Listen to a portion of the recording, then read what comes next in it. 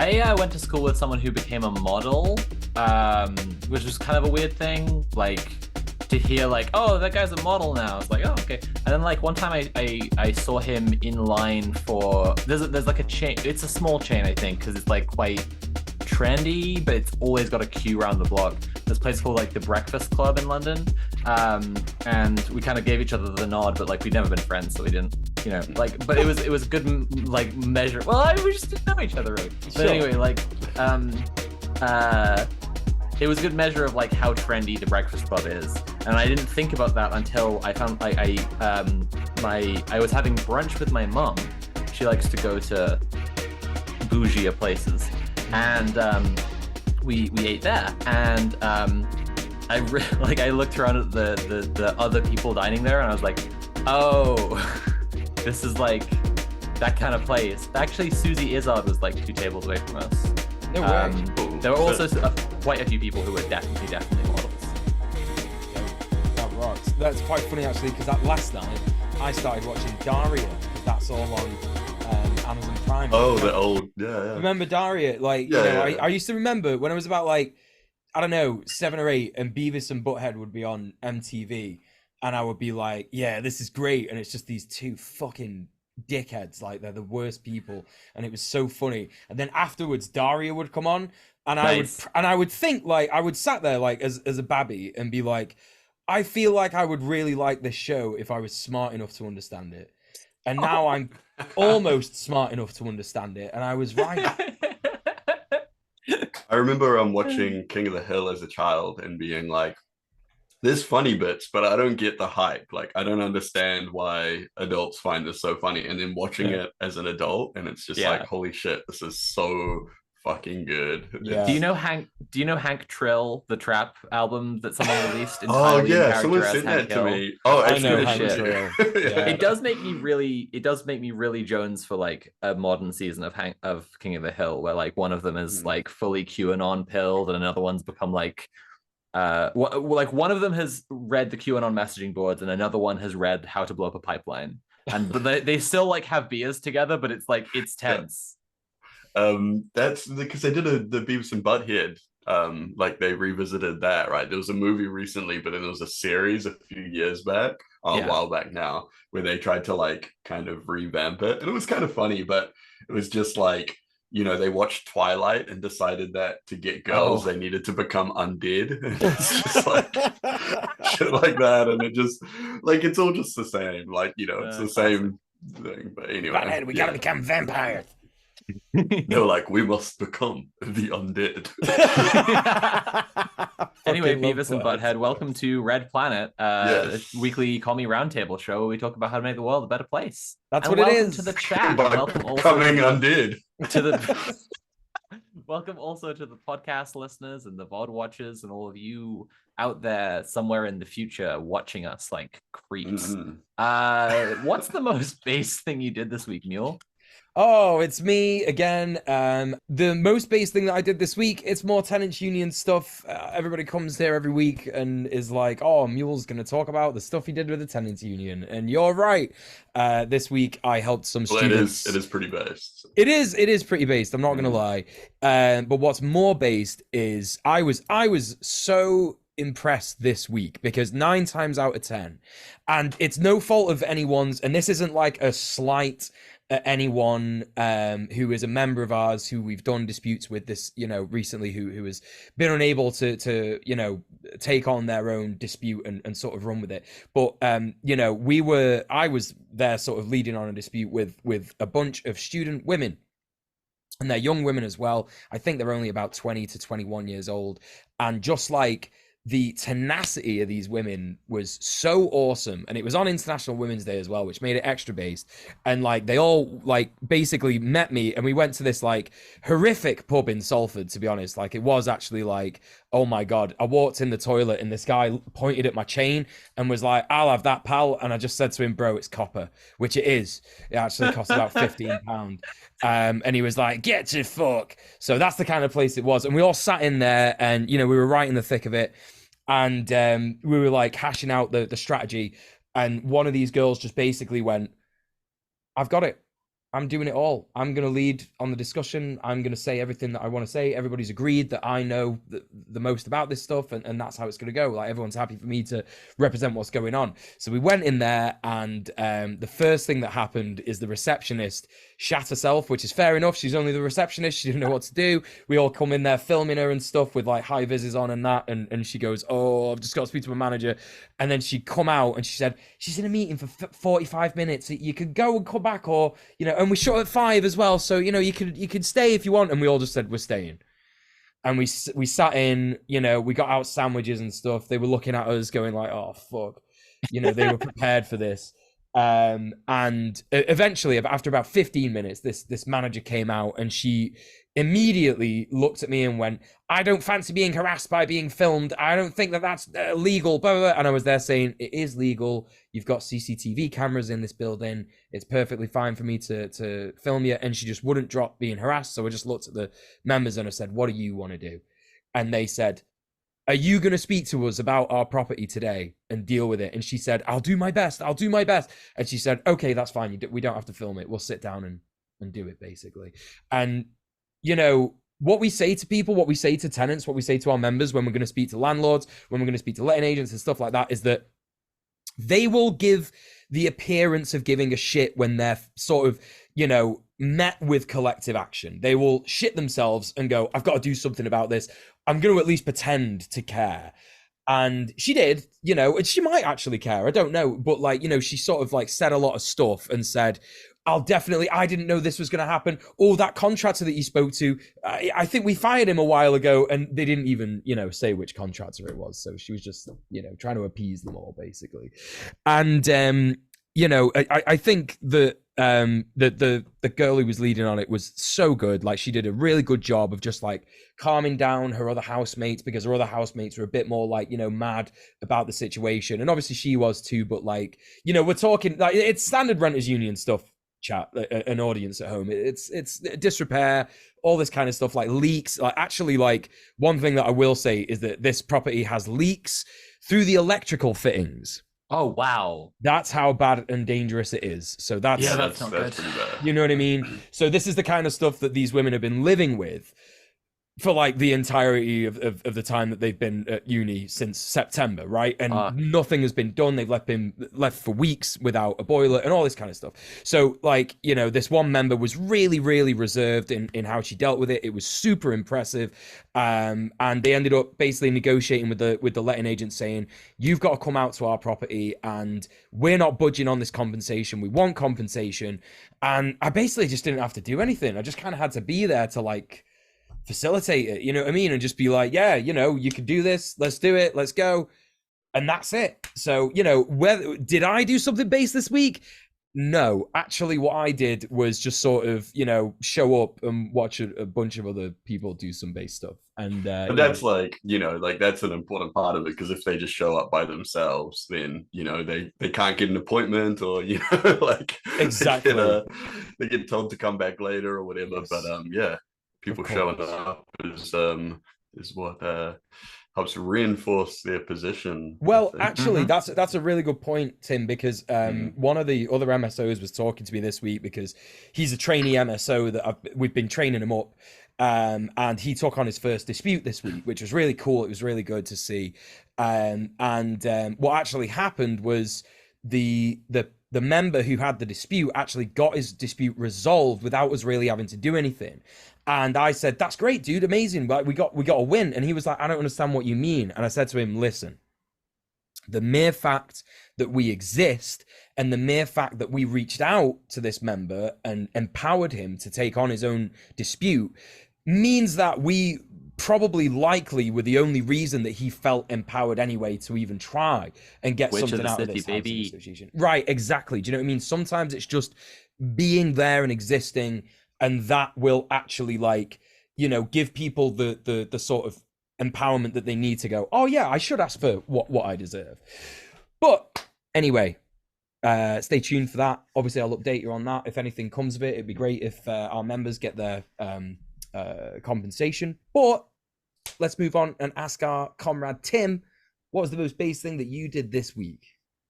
Well, I mean, if you'll see in the notes, my section is just filled with a bunch of emojis doing this, going, shh.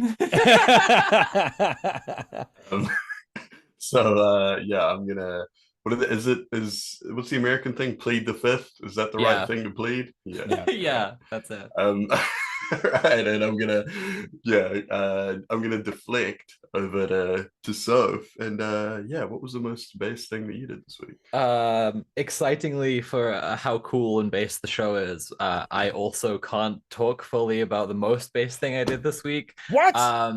But I can say that I did a thing and I can't talk about it, and some of it involved like organizing people's like okay. The thing is a meeting involved in some organizing I can't talk about, and in the meeting in order to like achieve what we're trying to do, there was a lot of what Emi Rakete from People Against Prisons Aotearoa told me about the tyranny of formlessness, people all trying to be like equally good at doing the stuff. And so I was able to be like, look, I know this person's good at this thing, and I know this person's good at this thing, and this person's already, I don't know this person this well, but they've clearly demonstrated knowledge for this thing. And so we should just let those people handle those jobs. And I was proud of myself for, kind of recognizing that and overcoming it, because like the meeting got quite chaotic before that point. That's the thing though, right? It's like, like that tyranny of formlessness sort of thing where it's like, if everyone is trying to do a little bit here and there, everyone thinks they've kind of got it under control, nothing gets done. Whereas if you kind of like, and like this sounds like, people be like, that's not very like anarchist or whatever like that. But it's like being able to delegate people, different roles and being like, hey, can you take ownership of this thing? Can you work on this? Is actually such a huge step towards getting things done. It also is, and it's like it just totally. Yeah, well, that's the thing. It's like when you actually think about it, and like, because I mean, I think like the people that I've heard kind of talk shit on stuff like that tend to be more towards the kind of like, like the anarchy is just, I don't know, like the people that kind of are trying to embrace like the chaos, but it's like sort from of thing. Each according to their ability. Yeah, exactly. If you are better at something, then you should like, and it doesn't mean that the person doing the delegating is like the boss of anyone or anything like that. It's just like we can have a conversation between us and we can decide that, okay, you're actually really qualified for this, and we all agree with that, right? Sweet, cool. Yeah, so, like we were talking in turns, and like nobody was in any kind of leadership role. I just like I say, happened to know some different people's skill sets, and I was like, but the second most base thing this week was that I told people I would give an update on this, and I got an appointment with Trans Plus. I am gonna have actual healthcare for the first time. Wow, that's great. Like Wednesday this week, so that's sick. I'm gonna have healthcare. Extremely based, extremely poggers. And for those of you, listening, we don't actually have our sweet, lovely Kira here with us today. So you've just got us three until our guest comes on. But yeah, we got some news to get through. We got a lot of news to get through this week. So Sophie, do you want to tell us about the UK protesting backing health staff as doctors? I so do. So thousands of protesters marched through London to the British Prime Minister's residence on Saturday to support healthcare workers who have held a series of strikes over pay and conditions in the state-funded National Health Service. Almost 40,000 junior doctors who form the backbone of hospital care are due to walk out across England for 3 days starting tomorrow. Unions have said wages, especially in the public sector, have fallen in real terms. That is, they haven't had raises proportional to inflation, fallen in real terms over the past decade, and a cost of living crisis fueled by sharply rising food and energy prices has left many struggling to pay their bills. I do want to say, we probably don't say this enough when we're talking about the cost of living crisis on the show. Britain is like hit harder than Europe, partly because the EU has some degree of leveling kind of regulation across its member states, and we're not a member state anymore. Partly just because, and I mean, this is something we'll end up covering in this episode. Like the UK has phenomenally shitty labor practices compared to Europe, and like we so like our workers are already struggling more just on an everyday basis. And then like when a cost of living crisis affects everyone, obviously we're not hit as hard as say countries in the imperial periphery, but like compared to our immediate neighbors, like we are having a shit time. And this is in line with the basic premise of the show. This is the obvious response to that, right? We have thousands and tens of thousands of people striking like every week now. It's very cool. There have been recent signs of progress towards ending the disputes. Nurses, midwives, physiotherapists, and ambulance staff last week called off planned strikes to hold pay negotiations with the government. So look at that, power only respects power. It's looks like the government finally actually gave in to them doing stuff. But the Doctors Union, the British Medical Association, said there had not been any credible negotiations and the strike would start as planned on Monday. This has been a thing in the last few years about like junior doctors because a lot of people who, I mean, Britain hates the young. And so like the kids who've been put through medical school and then they're just joining as junior doctors, like they suddenly find it's absolute fucking hell. And they in particular are just treated like, it doesn't matter if you just can't afford to live. Anyway, so that's all I have for that. Mule, do you want to tell us about France? I certainly do. Or as the French would say, je voudrais. A little bit of a bit there. Is that something that they say? Yeah. Yes, they do say that. I promise, it's true. Nothing you could say will make it not true. Right. Okay. So this is about the French Senate approving Macron's pension plan amid new protests. So this is not good for the protesters. The protesters have been Your sound is apparently not coming through to the stream. They're not it's hearing not, you. I'm hearing you. That's right. I'm completely muted, and everyone on the Twitch chat just completely. It's been unmuted.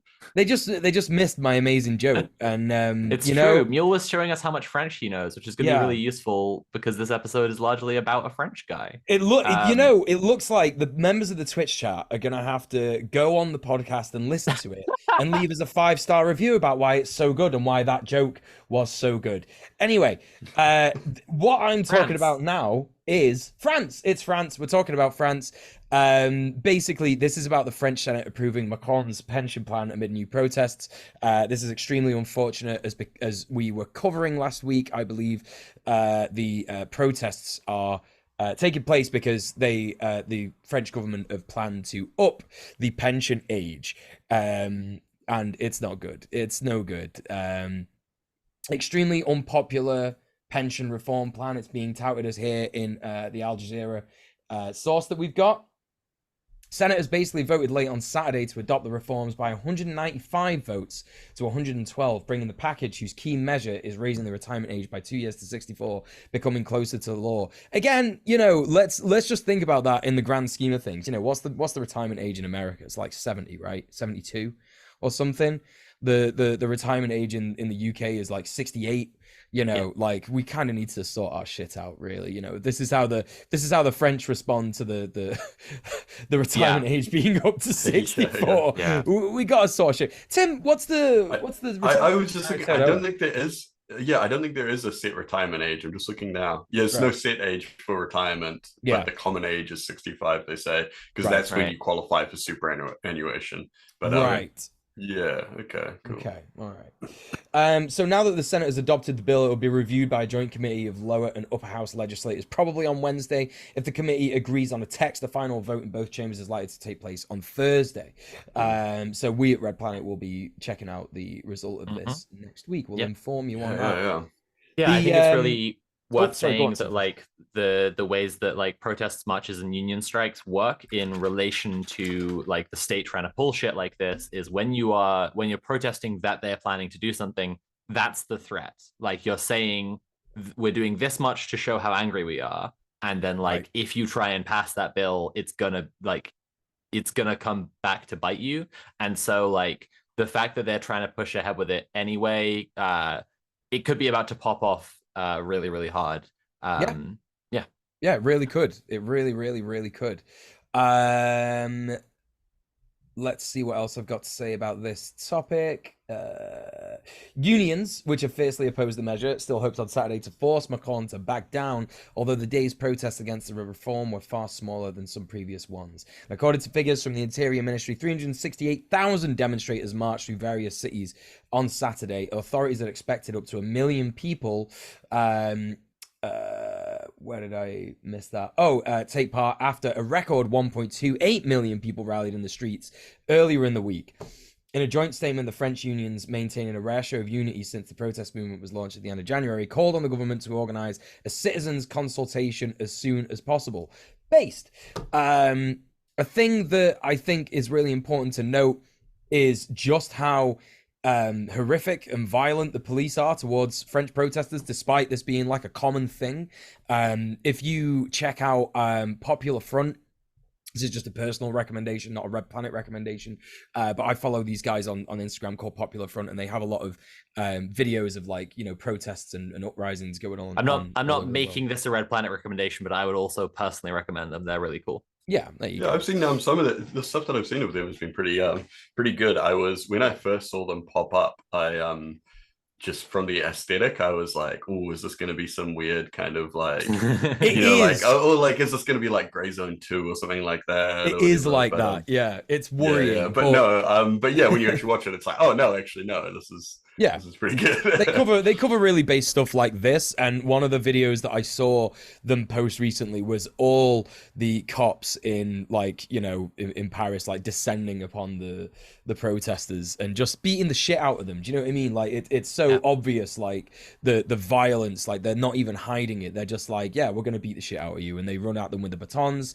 And these French protesters have got like umbrellas to like shield them from the batons, you know. So anyway, interesting video that it's just another place where I'd like to say again, if we can get our editor like covering stuff in the real world, is like, we often think that with like as much media infrastructure as we have, surely everything's getting filmed and everything will be shown if it happens, right? But it's like there is actually a difference between someone's like shaky phone camera footage of like a wall of cops coming at them, right, as opposed to like journalists who are professionally trained, who are like there to like get the best shot on what's happening and show, you know, like show the full situation. Exactly. I'm not promising that we're going to be doing that. I'm just saying you absolutely are not shown everything by the mainstream media. I'm starting my Alex Jones arc now. Yes. So mainstream media, more like it. That's true. Very, very true. You got them, Tim. One final thing to say about this news story is that the protests and the rolling strikes have affected several sectors of the French economy, including rail, air, transport, power stations, natural gas terminals, and rubbish collection, once again proving that direct action is just based in general, you know, like, you know, it's obviously good. Shit. It's obviously shit that rail transport is fucked up because, you know, people can't get to work and stuff. But, you know, if air transport is being, you know, messed with and natural gas terminals and shit like that, then, you know, actually they're solving climate change. I don't know. I'm just joking. Anyway, Tim, what is going on in Georgia? So I'm looking over at Georgia, and that's Georgia just down south of Russia, not Atlanta, Georgia. The people have been protesting for a couple of days now over the new foreign agents bill that they're putting through their parliament.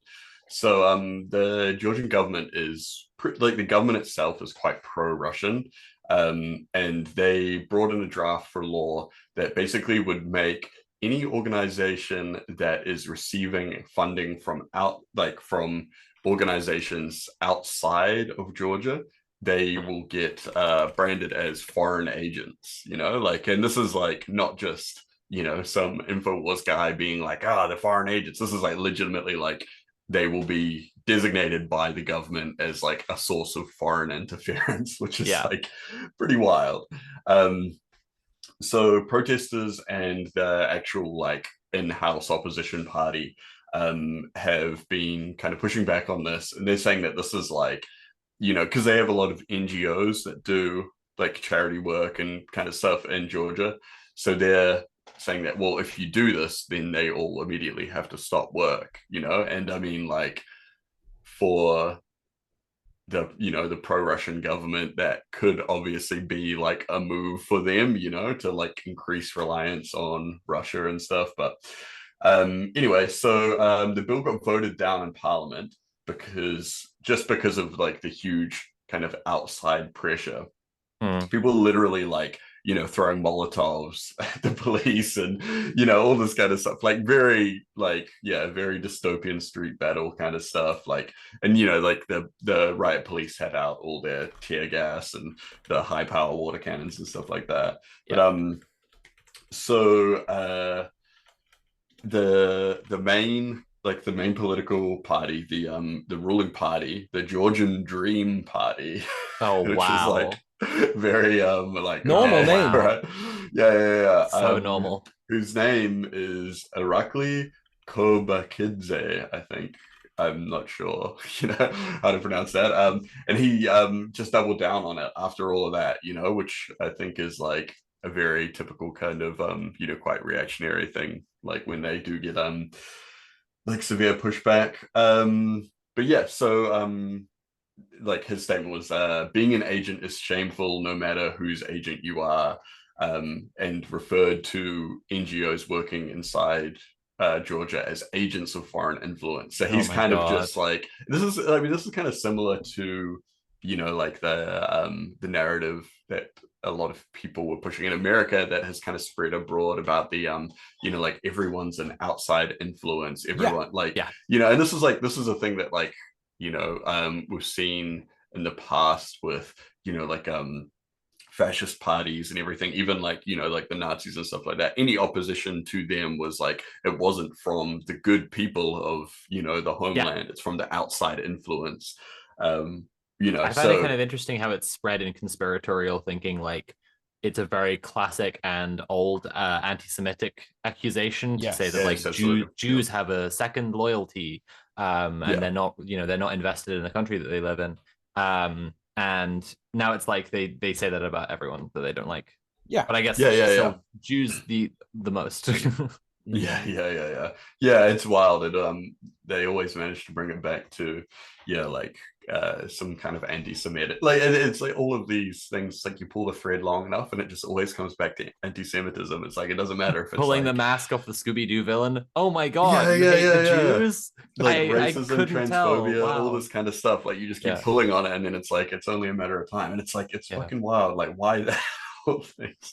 But yeah, I mean, it just kind of shows how out of touch a lot of these people are.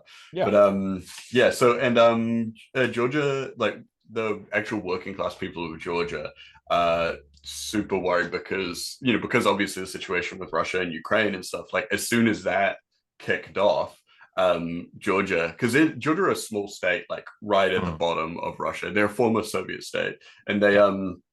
they've been under attack from Russia before, and they've been under attack from fucking heaps of people before, like they are, like they're with the size that they are, like if if someone decided that they really wanted to take them out or annex them or whatever like that, it wouldn't be, like I mean, it'd be another situation. Probably, I don't think they would have the same kind of like level of military support as Ukraine has. But Yeah, although it was a weird comparison. I don't know if you saw that tweet where like one of the Russian government agencies tweeted like, "Remember what happened in Ukraine? That's Yeah. a warning." And I was just yeah, like, yeah. "What happened in Ukraine was you got fucking comstered and dumpstered." Like Mm. actually tweeting right now, "Don't make me make you kick my ass." Yeah, But extremely fucked. yeah, so I mean, yeah, like right there have been like Russian threats to Georgian officials and everything like that. It was like what the MFA branch in Crimea commented on the protest, saying protests against the Foreign Agents Bill erupted in Tbilisi, resulting in demands for the resignation of the government. We recommend to the Georgian people to recall a similar situation in Ukraine in 2014 and what it finally led to. Hashtag think twice. So Right. that's what Soap was talking about. But Literally, I will beat the shit out of you. Come at me, bro. I'm ripped. It's that like, kind yeah, of energy, you know? yeah. It's like they're I trying to like, yeah, they're trying to paint it as like a coup, and like it's like, and it's a threat of invasion as well. Yeah. I nearly had Um, my surgery in Tbilisi. oh Oh my wow, And gosh. then we had it in Yerevan instead. And then, like, on the day that we were setting off there, the Azerbaijani invasion started. But, like, I think there are other people who are seeing the same surgeon who might be going to Tbilisi. Like, there are other. I just think it's funny. There are going to Ah. be other dolls who are like having the same experience, going like to an active war zone. yeah. It's Wow. wild that it's like, okay, like to get, to get healthcare, you have to travel to Yeah, an active war zone, yeah, like as opposed to just like, like you could just get the same thing done at home if yeah. they would just, like if they Well, would just Just like be tick a box or normal. even If they whatever. would just be normal. even now, actually, like I've just said, I'm getting healthcare, but like the NHS doesn't cover FFS, so like this was still something I would have had to do if I'd gotten on Trans Plus sooner. Yeah, that too, Yeah. right? Yeah. Yeah. But yeah, so yeah, obviously, yeah, like Russia has a tremendous influence in the area, and a lot of the surrounding states, and obviously within Georgia itself with the the ruling party. But yeah, so obviously, all of us here stand in solidarity with the working class people of Georgia and say, yeah, fuck off Russia, fuck off Fuck Putin, you, Putin. yeah, Yep, yeah, yep. Piece of shit. And and then there's fuck the actually, what is it? Fuck Irakli Kobakidze. Yeah, yeah, that guy The main absolutely. too. party. That guy Yeah, too. yeah. If you're watching on the Twitch chat, there's actually like a pretty based clip, and I'm gonna see if I can play it real quick while we're doing the next news story. But it's like a guy who gets sprayed with a water cannon, and then he puts two fingers up at the police. Nice. So yeah, we'll let that play for a sec. But yeah, Excellent. so Well, the next news story, while that is playing, I am also talking about Georgia, but I am talking about Atlanta, Georgia.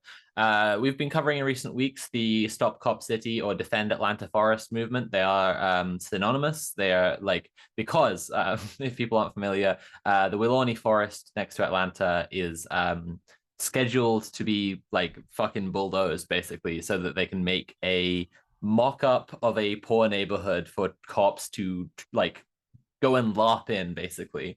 so Um, fucked. which locals have taken to calling Cop City. So the movement is both to defend the forest and to stop Cop City.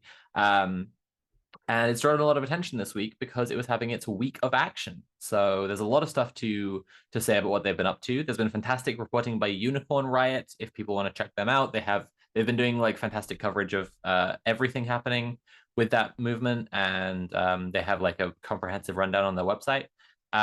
Anyway, 22 detainees from the campaign have been charged with domestic terrorism for sitting in a tree. And one activist, Manuel Esteban Paez Terán, also known as Tortuguita, was killed recently by DeKalb County Police. If people remember, that was something we covered on the show as well.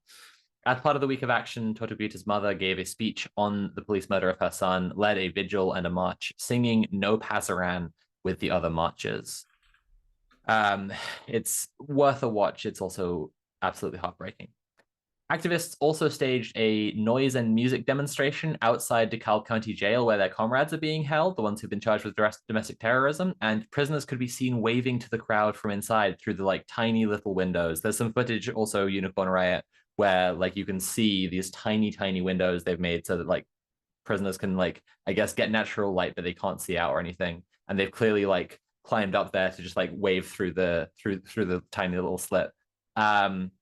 Yeah, it's interesting to see the like variety of tactics they've deployed during the week of action. So there's been the marches and vigils and stuff, and I'll talk about some more in a second, but also this noise demonstration, which is a very effective thing. It makes it unpleasant for the cops to know that there's a bunch of people basically partying outside and basically like rallying together to say fuck you. It's unpleasant for the people who work there, and at the same time, if you're doing it outside of jail, especially, it is pleasant for the people who know that you are there in solidarity, and who know that you've got their backs. After a music festival to rally for the cause earlier in the week, around 200 people, mostly in black bloc and camo, marched on a Cop City construction post and destroyed it, setting fire to some of the buildings and building equipment.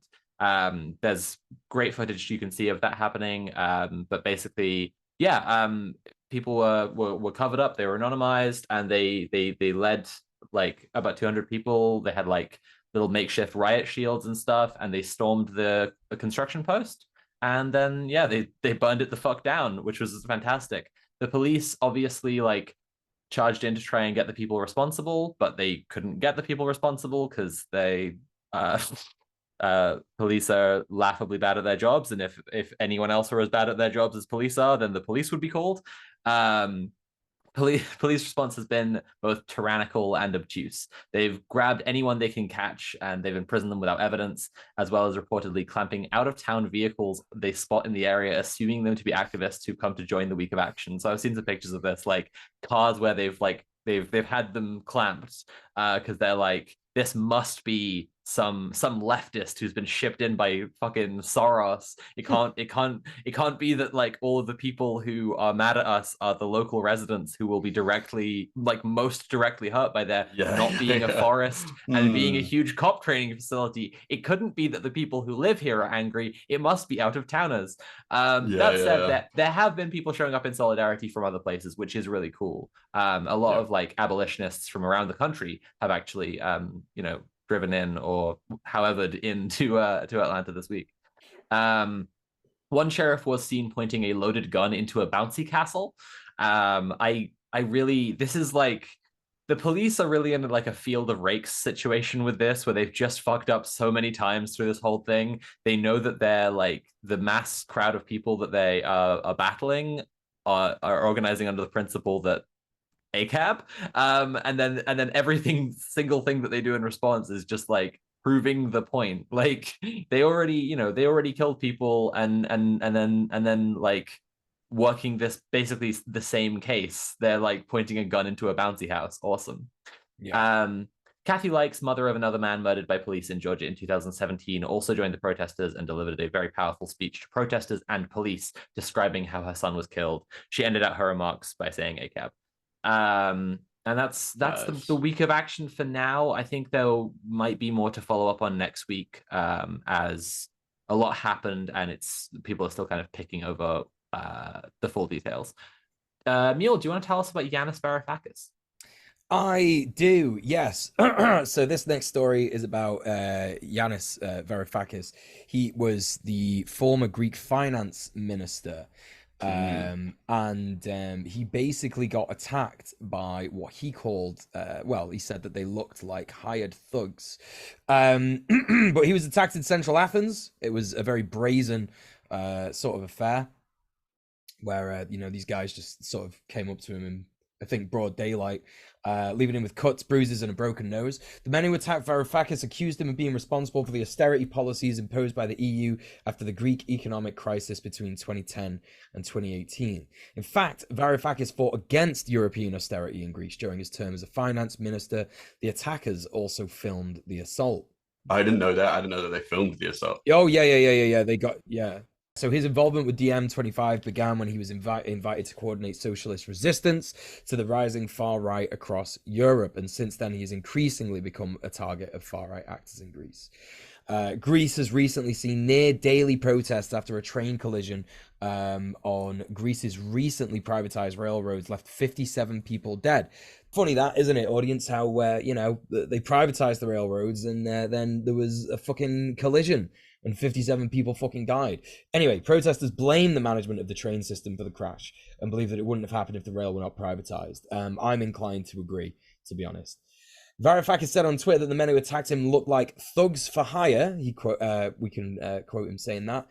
And he doesn't want anyone to attribute the attack to any left-wing radicals or anyone from within the movement. After talking about the attack on Twitter, Varoufakis posted, "Let us please stay focused. We are mourning the 57 victims of rail privatization. We support the spontaneous youth rallies, the greatest hope that Greece can change. See you at the demonstrations." What a based Chad, honestly. Extremely based. Greece once again has a philosopher king. Yeah. There is that kind of, like even in the States and stuff, where if there is any kind of violence like that, they always like chalk it up to like, or they try to, especially the kind of conservative media will try to push like that. This was like Antifa radicals or something like that. But I think Right. a lot of the times the people that get affected by this violence don't necessarily have the kind of presence of mind or whatever to be like, this wasn't, like Or this platform wasn't for that people matter. from, yeah, or the platform as Yeah. well, to be like, these definitely weren't, like these weren't leftists or anything like that. This was, Yeah. and even like, yeah, just to kind of like bring it back to being like, like eyes on the prize, like we're talking about, this is what the protest is about and stuff, like yeah, so yeah, Yeah. I mean, big ups. Varoufakis is an interesting guy. The Democracy in Europe movement is interesting. They basically, uh, like the notes said, that they were formed in response to the far right rising up in Europe. But like, Varoufakis didn't actually organize it himself to begin with. He was like talking to a friend, about the need for there to be like a left wing response to the right wing, and then like, Yeah. his friend just told him a little while later, "Hey, I've organized a rally, and this thing called DM25, and you're going to be the key speaker at it. So get ready." And like, yeah, he's been leading that ever since, which is really interesting. I guess like, um, it is ultimately within the framework of electoral politics, even if it's not necessarily like just an electoral party or whatever. The point of Yeah. the 25 is that they want like 25 member states of the EU. I don't remember which ones, to be able to elect socialists. The point is, it is overall pushing for socialism, and I think that the point of him saying that he doesn't want the attack to be attributed to left wingers is that like, um, as people working kind of within the system, they have been criticized a lot and like, shit on a lot by like more radical leftists. You could say fairly or whatever, but like, it's I think it's just really good, like you said, that he kind of jumped quickly to say like, this definitely wasn't Yeah, yeah, yeah. anarchists or communists. It's Mhm. a show of solidarity that Keir Starmer would never do. Yeah. Yes. Keir Starmer Yeah, would so have every leftist in the country arrested tomorrow if he got like punched in the face by some random guys who Yeah. had absolutely no like left wing indicators of any kind. He would be like, we have to deal with the communist problem. Uh-huh. yeah, we've got next to rides in the chat saying that, yeah, like Varoufakis said that, like he suspects that it was hired thugs from the Troika, but yeah, and that he never suspected anarchists or communists or whatever, Yeah, despite certain headlines saying the exact opposite. I didn't realize that there were exactly. headlines that were, Yeah, that had beat him to exactly. the punch, I guess, and said Yeah, that, which is like, yeah, so typical. Like, even though I yeah. didn't know that they had done that, I feel like I, like I Yeah, expected it. exactly. That's what I was, yeah, trying to There was describe. also another message that I saw in here from a minute ago from Wintering Art saying we're talking about the Cop City stuff with Oh, okay. the murder of Tortu Guida. Mhm. His autopsy results came back, and they say that they were sitting with their hands up in their tent when they were shot. Oh, So Jesus. yeah, so that's pretty damning, like because of what the cops have obviously lied about. They said that when they Yeah. found them, they were, pointing a gun or something like that. But They tried to claim there was an exchange of gunfire, but everyone yeah, yeah, yeah, said they heard just the one gun. Yeah. yeah, yeah, Mm. exactly. So Yeah. yep. So fuck the cops. But Hey, Cab. anyway, so Tim, yeah, you're doing the next one. It's yeah, this yeah. We one's also about have Palestine Action. Yeah, yeah. So comrades of the show, Palestine Action, who we've had on here before, the founder Huda was a guest that we had like a while back now. Can't remember. It was like, yeah, probably maybe even like a year ago or I think it something. might actually be about a year ago. Yeah, Like, yeah, yeah. yeah, for But sure. yeah. So Huda, who we have in the little video popping up on there. Anyway. So anyway, so Elbit Systems, they are the Israeli weapons manufacturers that have factories in the UK that have been, Palestine Action have been successful in kind of, getting them shut down before. Notably, yeah, the headquarters in Oldham. So there's one currently operating in, and this is where everyone's going to make fun of me for pronouncing British place Yes. names, but Yes. See, so is it like some people say? I've heard people say Lister, but Yeah, then it's it's like to just me it looks Leicester, like yep. it's Leicester, you know, like You know what? That's what it's called now, Tim. That's what it's Leicester. called. Yeah, Yeah. We call it Um, Leicester now. yeah. So in If Tim Leicester, ever visits, we're gonna have some we're gonna go to Leicester and have some Worcestershire sauce. yeah. Right? And if any of you come down here, I'm gonna like get you to pronounce so many place names. It's gonna be great. Oh, I'm Okay, down. go on.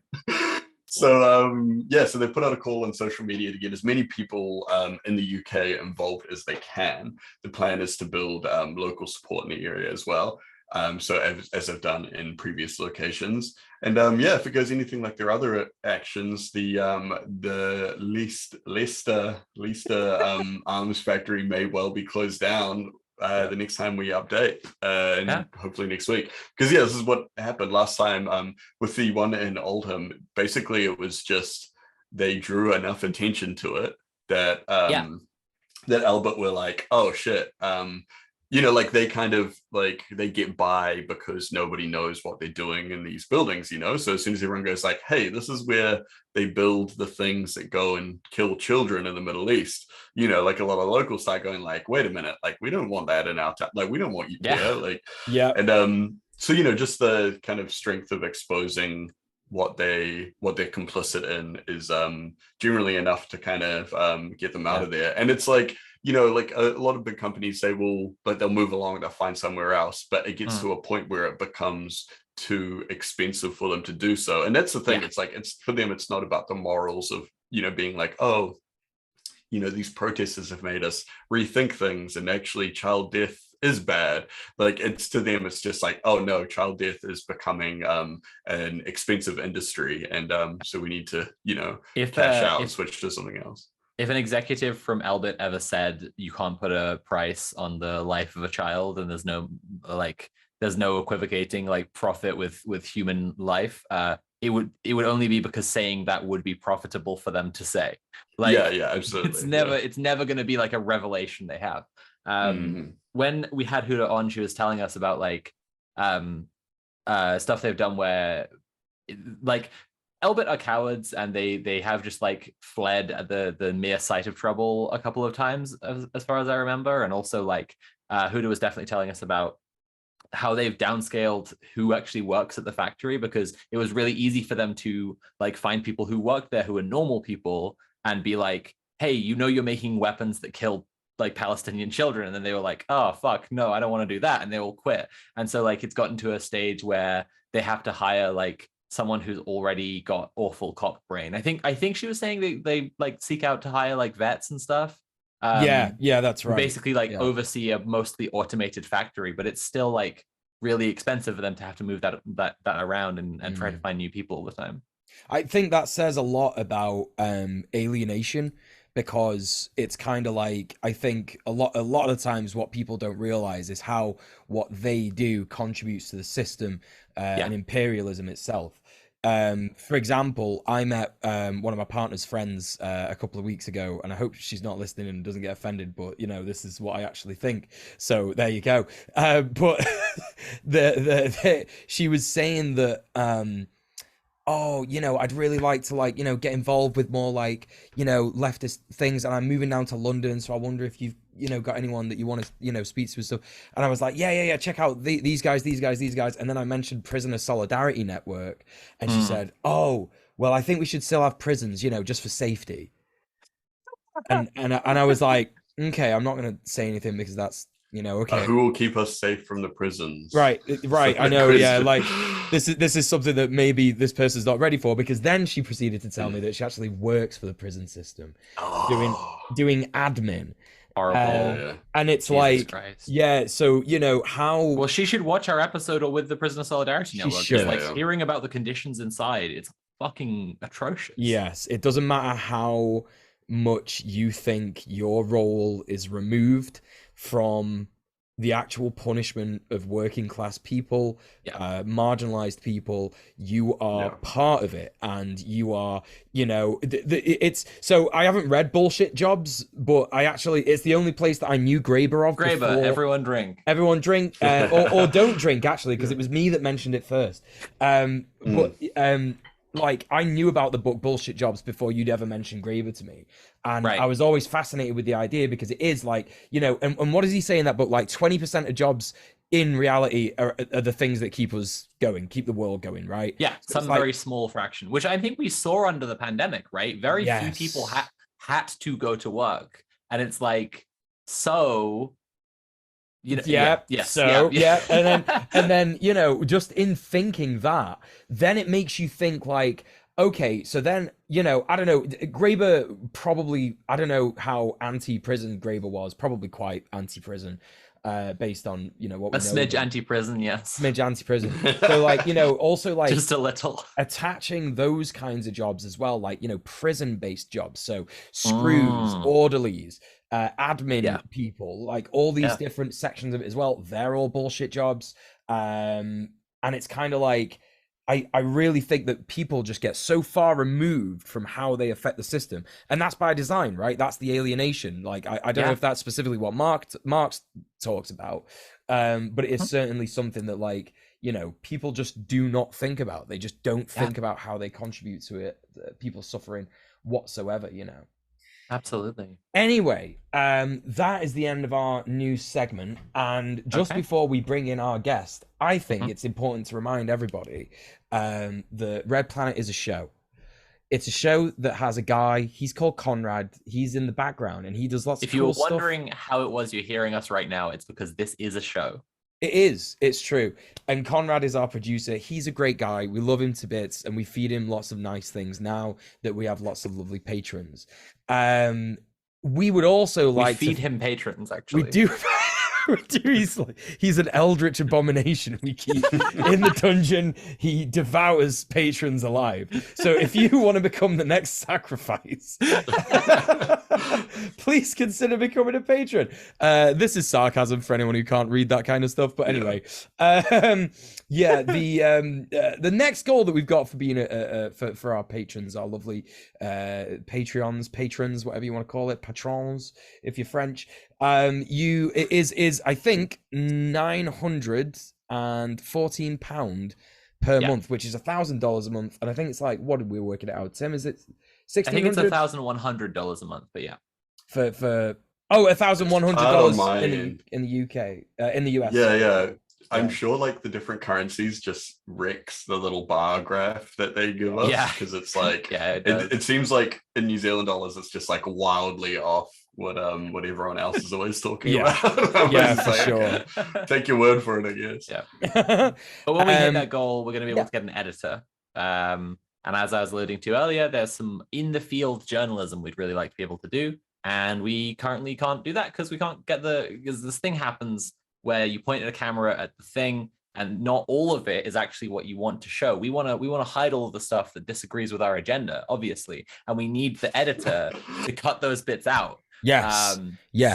So the bits, we don't want any of the bits where we go and see these based Antifa protesters, and they're saying, "Oh well, here's my Soros check." We want to cut all that out. We want to cut every bit where it shows my CIA handler. Like that's obviously, I can't have people seeing Tony. It would put him in danger, and I care a lot about him. That's a very good point. So if you did want to support us on Patreon in order to edit all that horrible, nasty stuff out of our content, you could become incriminating stuff. It is so incriminating, and that's not good for anyone.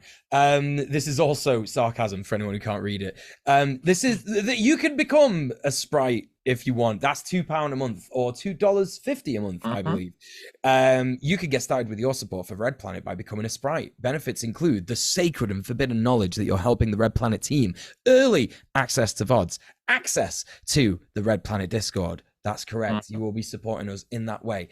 And Sophie, what's the next tier that you? The next one is Goblin mode for £9.50 a month. Everyone loves a goblin. We all get a little goblin mode from time to time. Complete your gobology by going goblin mode with everything from sprite mode, a pack of cool Red Planet stickers to stick in legal places and only places like that, and access to exclusive Red Planet Discord hangouts. So the other tier will get you into the Discord. This one will get you into the hangouts where we sometimes watch a movie or whatever. But Tim, what about the next tier after that one?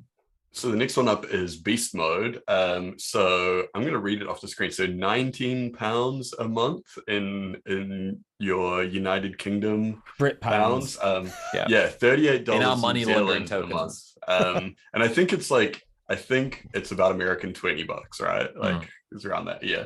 And so holy shit, are you actually going to go Beast Mode? Well, then we can offer you all the stuff from the lower tiers and pin badges. Yep, pin badges, wear your excellent new Red Planet pin badge literally everywhere. It is completely cool and good to do.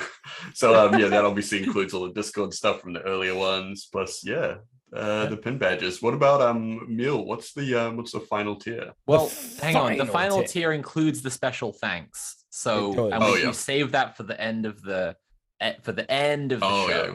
If you want to know what that final tier is, stay tuned all the way to the end of the show. You absolutely must. And if you don't, you're a counter-revolutionary. That's just a fact. We have successfully padded for time. Yes. If we need any more time, do we need any more time? Or we don't need any more time. Our Incredible. guest is here. Are you doing an intro, Sophie? I know you've wrote a lot for this. I wrote a little intro. You wrote it a little, notes that I wrote today. Right then. So we've all been telling our audience to join a union since literally week one. We said as the homework week one, join any kind of union. Doesn't have to be a workers union. It could be a disability union, an unemployment union, a tenants union. And a lot of our viewers have done that. Although if you are a new viewer and you didn't know about that original homework, that was the original homework. Please go join the union. It'll probably be the homework again this week. However, before you go do that, the sad truth is that not all unions are based. Some unions, in fact, are very, very cringe. Oh no. Today on the show, we have comrade of the show and local cringe expert Mildred Thought Slime to learn along with the rest of my fellow hosts about yellow unions. And I am just gonna bring her in because I'm definitely the best Red Planet host of all time. Hey, Mildo, how's it going? Mildo, she's in. Welcome Mildo. in. Can we hear? There we go. We've got Mildo. There we go. Hello. It's me. Hello. Hey. I've put in my Malcolm Gladwell 10,000 hours of cringe, and now I'm an expert. Nice. I had been joking about this being a cringe corner crossover, and then I did the research for what this episode was going to be about, and I was like, oh no, it's actually a cringe corner crossover. Cringe. It's actually really cringe. If So you you'll don't have to know, buckle in. yeah, if you don't know what Cringe Corner is and you're listening on the podcast or whatever, it's on Thought Slime's channel. Please go and check out Mildred's channel. It's absolutely amazing. And Sophie joins Thought Slime. I think, when is it? You do it every couple of months or so? Do a Cringe Corner? We generally When there's release one a month. episodes. Yeah. There you go. So please go and Yeah. support our comrades. You've been on the show before. Do you want to introduce yourself a little bit, just to people who don't know you, new viewers and stuff like that? Yeah, I am Thought Slime, Mildred if you're nasty. I make videos about slime feces and genitalia and other things typically considered ugly. I was once a boy like you until I found evil Gorgo's magic jewel. And now every time I sneeze, I'm a monster by mistake. That's basically what you need to know about me. It's true. Amazing. It's true. Like Shazam, but with like feces. Yeah. Exactly. Yeah. Yeah. More. Nothing more to add. Yeah. Mildred, do you know anything about yellow unions, the topic for today? I do not. Okay, that's really good. That's excellent. In that case, I'll just dive right in and start telling you all about them. So the first thing we need to know about yellow unions is that they're like unions, but cringe. How cringe, you ask? Good question. We will get into that. But the point is where unions should and hopefully are, but frequently aren't, founded on the principles of worker struggle, of class struggle, of trying to liberate the working class. Yellow unions are, some unions, they start out thinking they're going to help the working class, and then they get, you know, corrupted in one way or another over time. Yellow unions, it's what they become. It's the yellow is the rot setting in. But some yellow unions are founded from the beginning to just be bullshit. So I've prepared a little history of yellow unions, which will be open to your commentary. Very well. Okay, let me tell you about a French guy. A French guy who didn't like protesting. Oh, God. Pierre Bietri was a syndicalist born right on the border of France and Switzerland in 1872. You might have heard of anarcho-syndicalists or some Marxist syndicalists in the past. The word but you'll notice the word syndicalist, when divorced from any other prefix, yep, sometimes sends a shiver down the spine. Yeah, you have noticed successfully that I just said syndicalist. Yeah. Well, that's not always a good sign. Famous syndicalists throughout history include Benito Mussolini. Oh, how strange that you picked up on something I was laying down so early on in the history. Wow. So, Bietri was born in 1872. Between the ages of 13 and 17, he lived for 4 years in French colonial Algeria, and it seems like when he was there, that had like an effect on his worldview. Like he saw like the oppression and the suffering of the workers there, and when he came back to France, he immediately joined the French Workers' Party. So cool and good. In his late 20s, he was involved in strikes and marches in Paris and even received praise in the Workers' Party paper, Le Socialiste. Sounds like a pretty based guy, right? Well, I would bet my life on it. Absolutely. Wrong. Ah, fuck. Okay. So age 30, Bietri had become disillusioned with socialism and the left and started advocating non-political trade union activity and promoting corporatism, the class collaborationist politics that David Graeber, everyone drink, has identified as the philosophical strain that is the basis of fascism. If people aren't familiar, corporatism, which yes, is absolutely where we get corporation, is absolutely in line with corporation and corporate, is about class collaboration. It's about like people in the ruling class, people in the working class working together, doing cool and good stuff together, and it's not actually cool and good. No, I hate to keep bringing it back to my boy Benito Mussolini, but he once said famously that fascism could more accurately be called corporatism. So he became opposed in particular to the strategy of trying to organize towards one big general strike, which, we're then hoping tips over into a revolution, and then we get a cooler, more based society. He was like, no, that can't work. That's not going to help the working class. It's actually cringe, in my opinion, for the working class to oppose the ruling class at all, and antagonism between them is just not going to improve the conditions for the working class, which was a controversial hot take. The only way things are going to change is if we don't change things.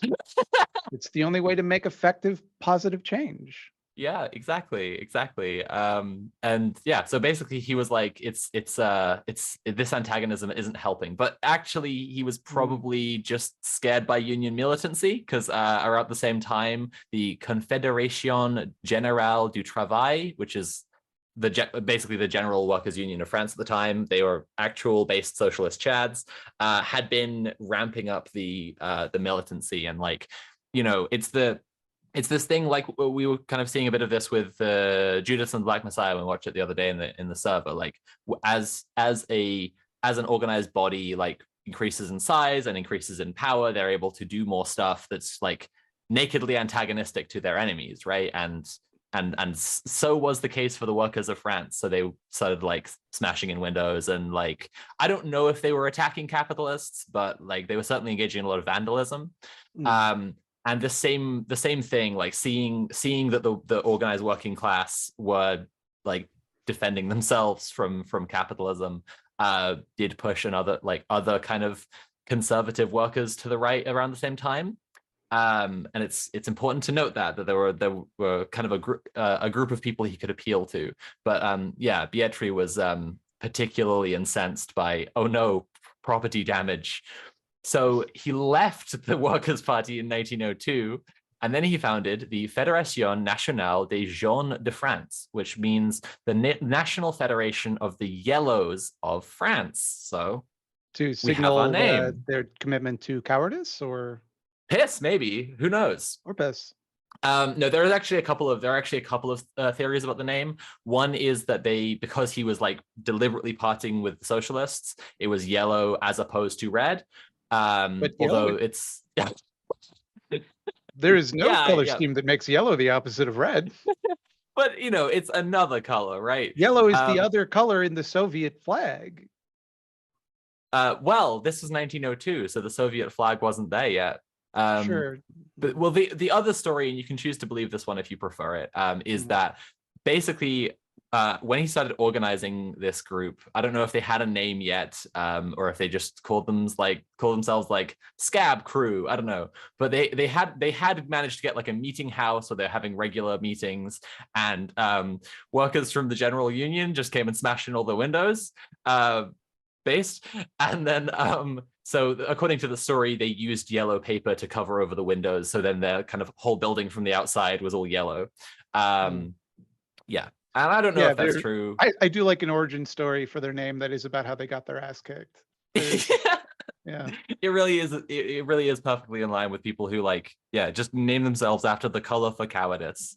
But it seems to be their operating philosophy is, well, we shouldn't do anything that might make we want to have better conditions and everything, but we shouldn't do it in a way that makes anyone mad at us. Yeah. Well, I just find it interesting the character of this guy who got a little bit noticed for some earlier stuff that he did with the general movement of leftist protest, and then kind of used that as his cred to be as much of a scab as possible and organize a fucking reactionary leftist scab organization. It gives me some kind of vibe, but I just don't know. It's ringing some kind of bell. Some kind of bell, yeah. Some kind of bell. Anyway, so just like that, the first Yellow Union was born. So this is the origin, right? It's important to note this for the rest of the history of what we're talking about with Yellow Unions, and for if you want to, use the term in future, that the original one was literally a scab union. It's quite likely that have you played Disco Elysium? A little bit. So there's there's the union have shut down the docks, right? And then outside there's a congregation of extremely reactionary and generally unpleasant workers who are there demanding their right to go back to work, and they're an organization of scabs. So it's I don't maybe someday I'll get the opportunity to ask this, but I have a suspicion that those guys are literally based on the Fédération des Jaunes, because a lot of Disco Elysium takes inspiration from this era of France, right? It strikes me as kind of like how you have the unions. They would be like your Justice League, and then to combat that, you form the Injustice Society. Or the Crime Syndicate of America.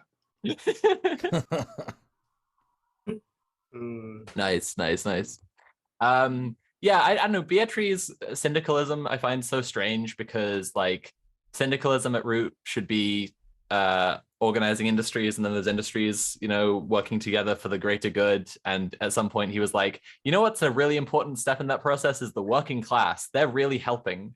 And I just don't know how that's even in line with syndicalism of any kind. But it does seem like he's not interested in the main thing about it. Yeah I mean, I'm an anarchist, and fucking capitalists chucking capitalism on the end of an ideological tendency tends to make a completely opposite moon logic version of absolute gibberish.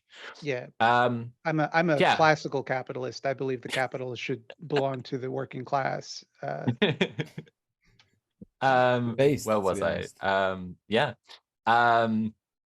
So that's the original Yellow Union, just a group of scabs who are organizing to not do anything. As far as I can tell, they didn't really do anything that actually conflicted with the except for being an organization of scabs. They didn't do anything actively that really achieved much of any kind. They were just some dudes who wanted to grill, I guess. They just went to protests and held signs that said, "This is a bit much." Down with this sort of thing. Yeah, exactly. Yeah. Less of this. So I think Beatrice may be like history's scab. I think he might have been like a scab in his soul. I don't know if it's like, I don't know what cosmic accident came together to make him like this.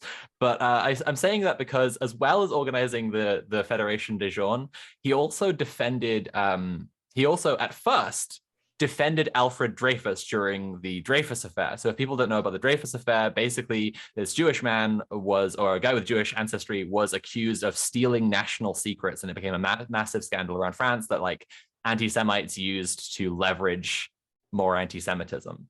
And during some like parliamentary and like political Congress debates, Beatrice actually defended Dreyfus quite heatedly, according to his grandson. I have to include that is the source. The source is literally his grandson, so we'll see. But at the same time, he also started supporting famous anti-Semite Edouard Drumont, who kind of made a career just as an anti-Semite. Like it was, yeah, literally his whole deal was he was an anti-Semite. So I don't know if that's a deal. That's one of those kind of, you know, philo-Semitism is anti-Semitism kind of deals where he was maybe defending Dreyfus, but actually he was being like, no, he's a really cool and good Jew. It's all of his Jewish characteristics that make him a cool guy. And also, I really don't know. When people go like, "Oh, you believe this because you're an anti-Semite," he would just turn and go, "Oh, I defended Dreyfus. You know, how could I be an anti-Semite?" Exactly the same pattern as like being in a couple of marches with the Workers' Party and then forming a scab union. This is what I mean. I think he's like metaphysical scab.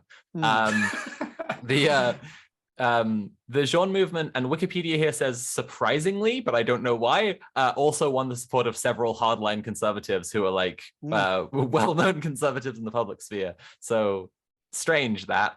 Yeah, weird. It's almost like when you appeal to their goals and use their methods, they want to come along and help. It's strange. we were throwing a definitely socialist rally and a bunch of Nazis showed up, and this doesn't reflect anything about our ideology.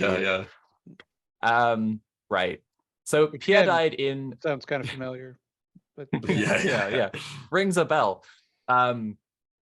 So Pierre died in December 1918, which means he lived just long enough to see his entire worldview comstered and dumpstered by the Russian Revolution, because his main political argument for like his 20 years of being active in the public sphere was being like, no, a general strike can't possibly work. It can't possibly do anything.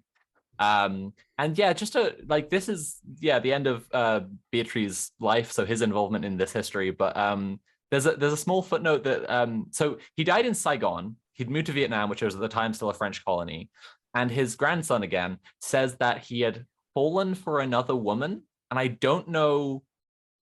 That's all the detail I have on that, but I just feel weird about this guy going to a colony to whatever. I don't know. I don't know any more details. Form of scabbing on his marriage. yeah, his wife is like, you swore a vow to love me in sickness and in health. Unions. Yeah. And he's just like, yes, but it was a union under God. I don't respect that. Yeah. Okay. So so that was in 1918 that he died, and the yellow, like the Yellows by name, the Yellows as an organization quickly fell apart without him. It turned out being organized scabs was not that popular or well thought through. And also it fell apart because yellow socialism became a popular term for actual socialists to use as an insult. Like their influence quickly like spread beyond anything they'd actually ever done and became like part of parlance because people could see the kind of the figure of the yellow socialist as you do not want to be like this guy. It is interesting that like it seems like these bad movements throughout history always pick the two colors you should never pick, which are yellow and brown. Yeah. What is that? I'm part of the pee poo poo party. Do you have 5 minutes to talk about our goals? So it became this this thing that people would throw around as an insult, and there's a bit of nuance I want to explore here, because like people would use it quite accurately to like point at socialists who are showing reactionary tendencies or nationalist tendencies, racist, anti-Semitic, fascist, and so on, right?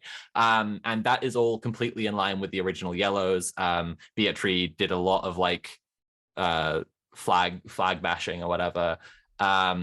but they also, like, there's also an instance where Lenin called a conference of I think it was the Bern conference that was led by Kautsky. He called them yellow socialists, and the reason he was doing that was like they had in the conference said, hey, bourgeois democracy, you got it handed to them, which is a pretty fair use of yellow socialism in the kind of straight ideological sense. But like also Kautsky was Jewish, so it shouldn't always be taken as this like,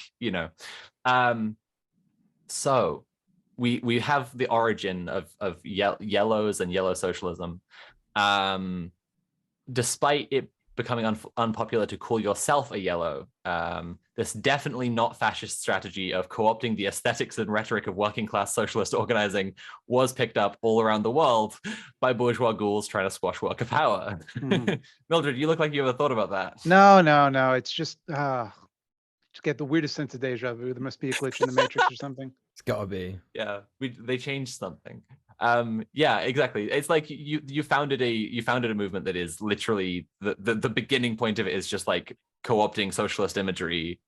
I think there could be something to be like, I haven't explored the link thoroughly as to whether literally Mussolini had any kind of like awareness of them or anything, but I really wouldn't rule it out as a possibility. And if anyone wants to like check that up at a later point, feel free.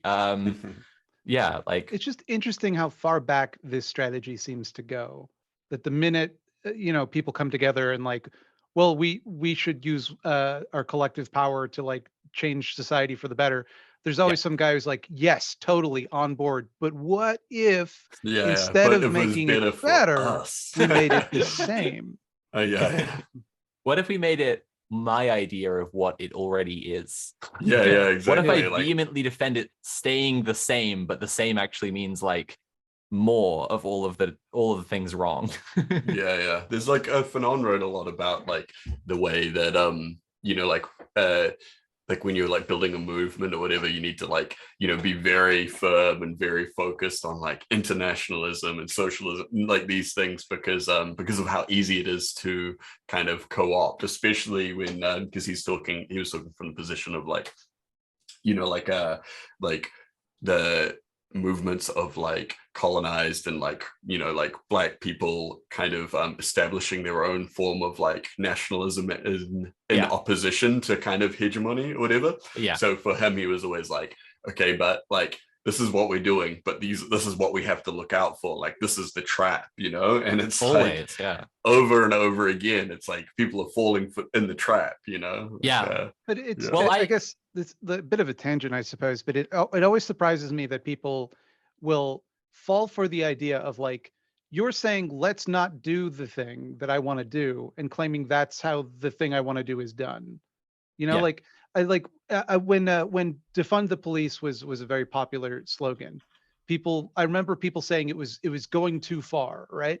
And I think it's not going far enough, but people are saying you're going to lose like centrists and libs, and like, well, if they don't agree with defunding the police, then they don't have the same political project that I do. Yeah. So why are we, absolutely. like but it's the same thing. It's the same logic that goes into, well, we shouldn't be out there destroying machinery or protesting through property destruction, because what if the capitalists get mad? They might not like us anymore. Yeah, totally. Yeah, I saw a lot of that.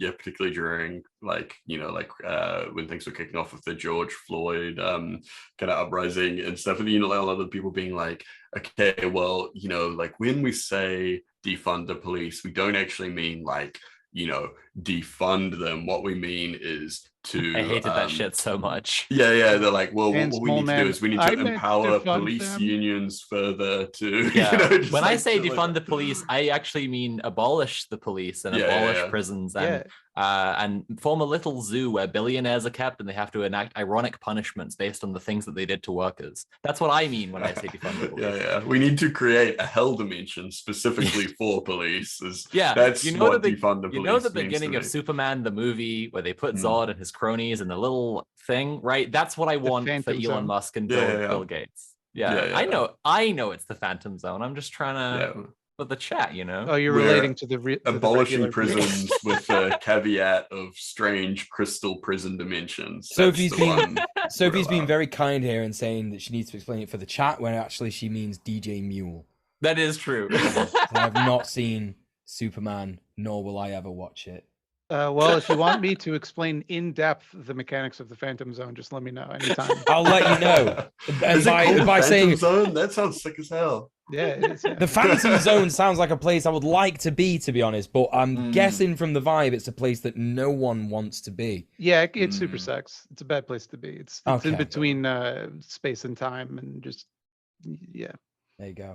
You exist in a state of life and death. That's probably not Oh. related to yellow unions, though. Yeah, amidst this Phantom Zone discussion, I want to say tangents are welcome, because I have written like half an hour of material expecting our riffs to fill in here. I was But, just expecting Sophie to just go, the whole way. We're just going to listen to Sophie this episode, you know? Yeah. That's It's always good and chill for me. That's a really cool way for me to spend my week, is preparing a 2-hour lecture. That's right. Sophie's always good about corralling me alone from cringe corners. When I have other people egging me on, it must be very challenging. Yeah, it is a stretch of my powers. I do want to say about this thing about like that we were kind of saying about the persistence of these same tactics. While I haven't looked into Mussolini taking any inspiration from this stuff, or being aware of this stuff rather, is what I should say, or say, for example, the National Socialists being aware of this extremely nationalist socialist movement. I don't necessarily think that there have to be these links where like you can clearly point to a time when Hitler was like sitting on a bench reading a pamphlet that was by Pierre Bétry or whatever, because the framework that I use with looking at revolutions is that like when the material conditions are right for social change, loads of people will see the way that things should be made more equal, right? And that's actually just the completely normal response, is they're like, shit sucks and I can see how it could be better. And then that's the revolution. The revolution is the normal is the normal thing to expect to emerge from that. And then there's the counter revolution. And I think that obviously the counter revolution is in the interest of the state. So in a lot of cases, the counter revolution will just be the cops cracking down on stuff. But like when it's not totally in control of the state, right, we'll see a lot of the exact same things pop up, which is like a bunch of conspiracy theorists who are appropriating the rhetoric and imagery of the revolutionary movement. Yeah. Kind of modern day example of this might look like, hypothetically, if say a big coffee chain, the baristas went on strike there, and suddenly a movement that portrays itself as socialist declared that baristas were not working class as a result. Yeah, that does seem like it would be just like that. I basically what I'm trying to say is like when it's kind of in line with what Umberto Eco says in Ur-fascism, or like why it's called Ur-fascism, is this idea that like fascist movements don't take from a lineage in the same way that socialist or especially Marxist movements take from like these sets of guys who had read each other's works and then wrote more, contributing to the same conversation. Like fascists pop up in this way in response to revolutionaries because they're counter-revolutionaries, and they have the same hallmarks because the same process happens over and over again, where they see people who are agitating for change and then they copy them exactly, but not exactly, because they ultimately want opposite things. And it's syncretic too. So like they can reconcile like two completely different ideologies together because they believe in truth differently than we might see it. Like they see it as there's a truth that has been revealed, and when two seemingly opposing ideologies agree on something, it therefore is part of that fundamental truth that they are trying to like reestablish. Yes, exactly. I mean, for one, like the nature of like fascist insurrectionaries who compare themselves to Spartans, when it's like you're talking about like a city state with with two kings and a whole aristocratic ruling class system of control, whatever. Now this is a digression. I'm not sure I can reconcile back in. So I'm gonna really clunkily just say, in the early 20th century in America, amidst the rise of union power and the frequently violent and bloody backlash from bosses, Pinkertons et al., and so on, a new kind of yellow union became more common. Rather than a national union of scabs, like I've described with the Jeans, bosses tried to organize company unions. So who's heard of company unions? You're talking about human resources. That's what that is. We'll get there. That is. Thank you. I was talking to Nat about this earlier, and she said human resources as well. I was thinking something worse, which was a bunch of companies sending delegates and like meeting together in order to work together to prevent workers' rights. Well, that also exists, but it's not what we're talking about today. You know that Atlas Shrugged was originally called The Strike because like Ayn Rand's idea was like, what if the bosses went on strike? Okay, but that is not what we're talking about right now. A company union is like nominally just like a union. It's there to address workers' concerns and get things changed for the better for the workers. Only it belongs to the company and it's been set up by the company. So obviously it can't have any kind of working class power. It can't meaningfully oppose the bosses because it belongs to the bosses. Right. And in practice, yeah, we could liken it to HR. HR will come up again in a second, but like it's basically just a place where workers go and be like, these things are wrong and fucked up, and I want to do something about it. And then someone takes some notes and goes, and then nothing happens. That is just HR, though. I don't understand how it's different. That's literally every single experience I've ever had with HR. Like it's different because in name and function, like in complete appearance, it's a union. Right. And like they're claiming that they will paying dues. In some cases, employees are paying dues to the union. Yes. Very cool. Very cool. Love that. Cool, yeah. Wow.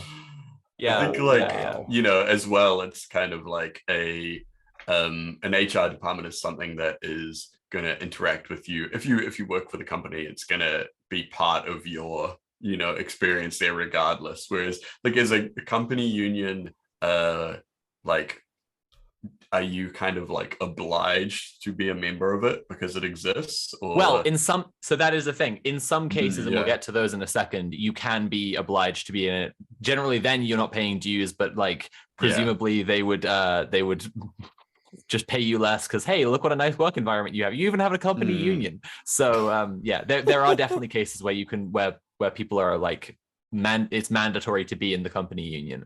I would also say the difference between that and HR is that like if employees tried to form a union, they would go, "What are you talking about? You've already got a union. True. Why would you need to form your own?" Yeah. Whereas if you tried to form a union, HR would be like, "What are you talking about? It's so good here. Why do you need a union?" Yeah. We have a very interesting videotape you should watch. Yeah.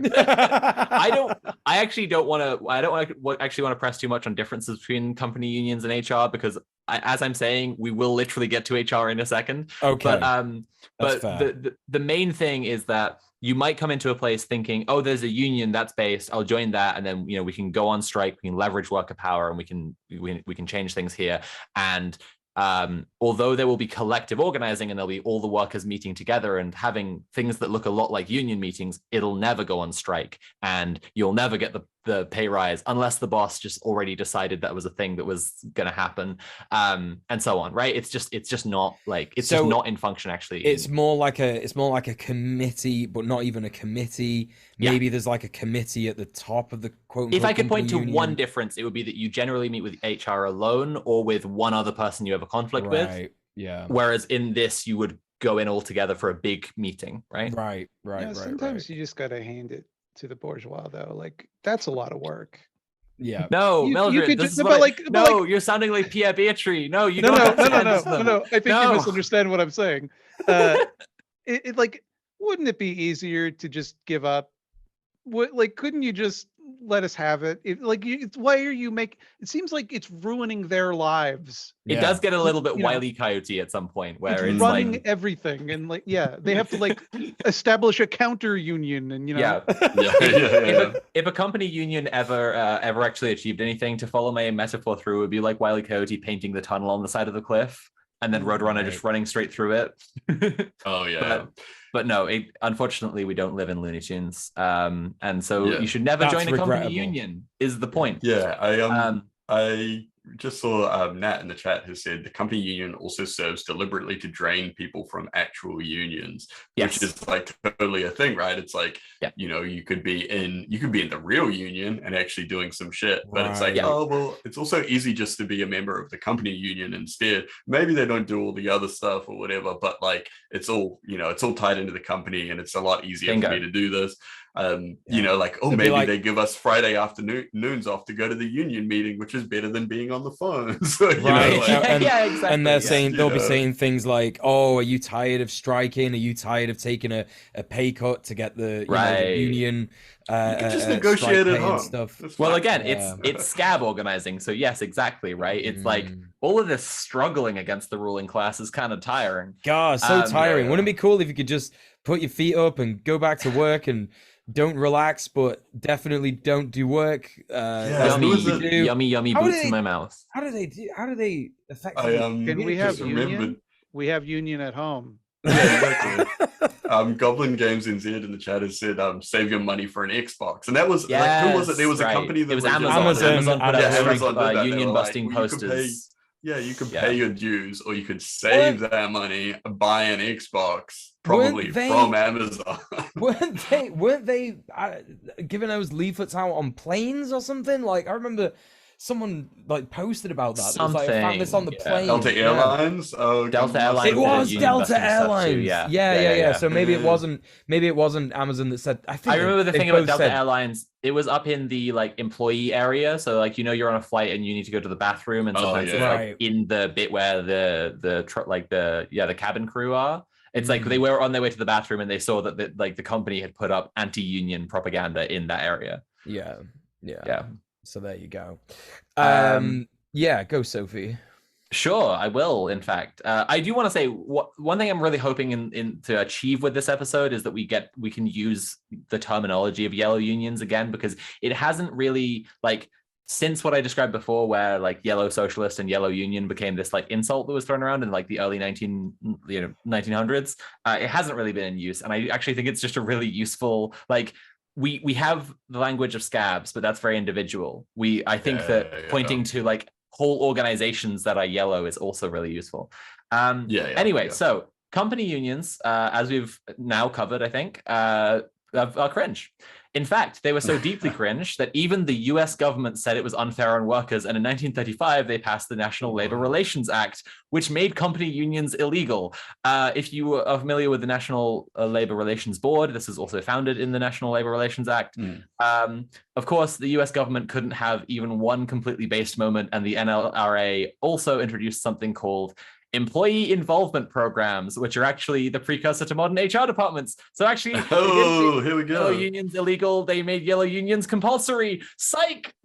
Oh wow! Yeah. That made the first half. Not gonna lie. It's so much worse than I initially imagined. That's wild. Yep. So when we say about sometimes people are like mandated to go to yellow union stuff, after 1935, that became like really straightforwardly the case that like they were like, we see what you're doing there, co-opting worker power and wasting their time with organizing. What if that was just even easier? What if that was just like a smooth corporate system that you could just have, like just involve the employees, an employee involvement program? Great, let's do that. Can we also talk for a second about how ghoulish the phrase human resources is? Oh, yes. It's such a fucking disturbing idea. It actually originates from a book called The Distribution of Wealth, and was pointing out the human resources of a company are the workers, and that's, fucked. And has now just become like a department in practically every big company in the world. Hate it. So again, these employee involvement programs are arguably the precursor to modern HR departments. There would have been places that had HR departments around this time or even earlier, because the origin of HR as a term, like I say, was in like economic critique and socialist critique at some point. And then there were also like human resources departments, or they would be called like personnel, right? And it was just administrative work for the company. It's the employee involvement programs are the the side of human resources that we basically mean when we say human resources, right? Like trying to get someone to not disclose that they've been like abused in some way during their workday and shit like this, right? Like that side was set up with this employee involvement program thing. So yeah, so just like with the metastasizing from national scab union to company unions, the yellows kept trying to find new ways to rat fuck the working class. And with the rise in the computer and information technology industry in America in the 1940s, this new industry was keen to keep their businesses as union-free as possible. Robert Noyce, who was counter to his name, not very cool at all, who founded Fairchild Semiconductor, is quoted as saying, "Remaining non-union is an essential for survival for most of our companies. If we had the work rules that unionized companies have, we'd all go out of business." Sick. That's what we want. Yes. Yeah, you shouldn't be in business then if you're if you're only making it sound better. Yeah. This actually relates to an interesting science thing. So this is definitely a digression, but I studied electronic engineering and I barely use that ever. So there's something called Moore's law, which have people here heard of it? Each year, the amount of computing power available doubles. Or is Moore's law when you make a comic book and then you have to disown a character in that comic book? I'm doing an Alan Moore joke. Ha ha ha. I got it. It's good. It's good. I do know comic books, listeners. Everyone in chat didn't believe me. So Mildred is in fact half on the money. So it's like every like set period, the number of transistors on a semiconductor or the transistors on an integrated circuit will double, or put another way around, every like year it'll go up by the same amount, right? So it's like there is this absolute like straight line of how many transistors can fit on a chip. That like this prediction was made like 100 years ago now, and it's upsettingly spot on. Like Moore was kind of a science chat. It's like people just keep doubling the number of transistors that can fit on a chip. But that's the kind of the side that people are more broadly aware of, because Moore was also making a couple of like economic projections when he talked about that. So there are two other Moore's laws, or there are two other parts to Moore's law to know about, and they're also like perfect straight lines, like the exact same principle of like it's going to keep on doing this exact thing over time. So one of them is that sorry, my brain just did that thing. It's okay, I got it. So one of them is that the resources required to make those like computers with more like with denser chips, basically the resources required to do that, to like at least set up that process, if not like continue to produce them, are going to increase. It's going to be more and more costly to produce them. At the same time, because you're flooding the market with computers, and like a computer that's twice as smart as that computer, like sure sounds nice, but you don't necessarily need it, right? So because the market will be flooded with these ever smartening computers, the prices that you're able to the price point for your consumer electronics is going to lower at the same rate as well, right? So companies find themselves in a bind, right? They need to spend more money to make this shit. They can't charge as much for it.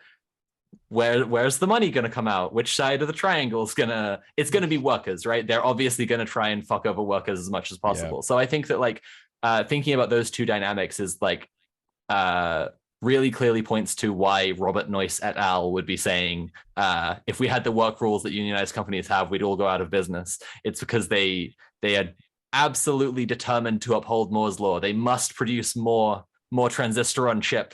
Line must go up or else. Yeah.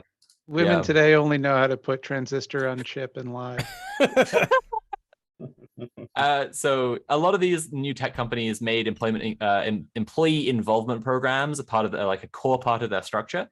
Actually, if you look back at some of like Intel's Intel values, which is the early thing that they put out, one of them was to have employee investment programs, involvement programs.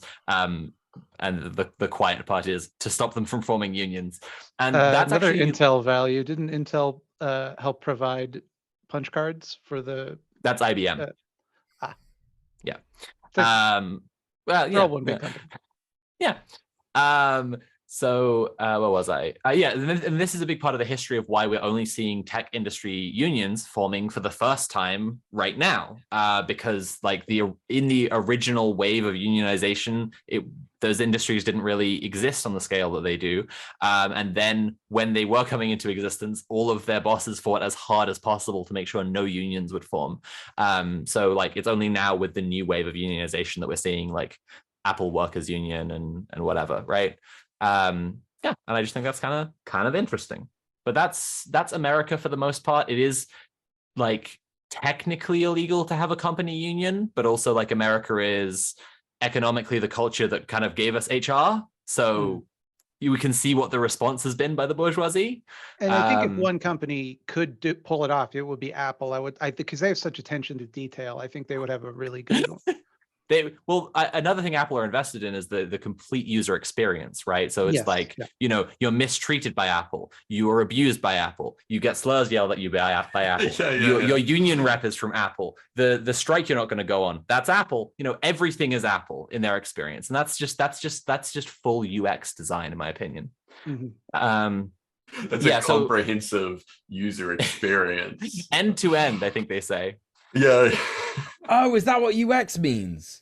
User experience, yeah. Okay, I learned something today. You have learned one thing today, yeah. One thing. Cool. I feel so valued.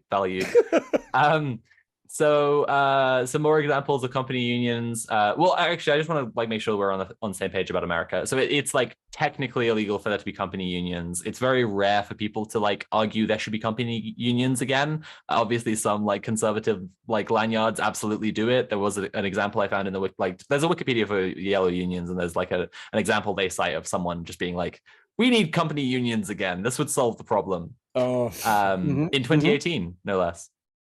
Cool. Yeah. But I think that it's interesting, the NLRA made company unions illegal because they're like, well, workers should be able to actually organize and actually change something, but also you should definitely carry on doing this as part of the corporate structure. kind of really clearly shows the positioning of the NLRB. Just keep doing it, but lie about it in a different way. Yeah, exactly. Yeah. You're not allowed to trick workers.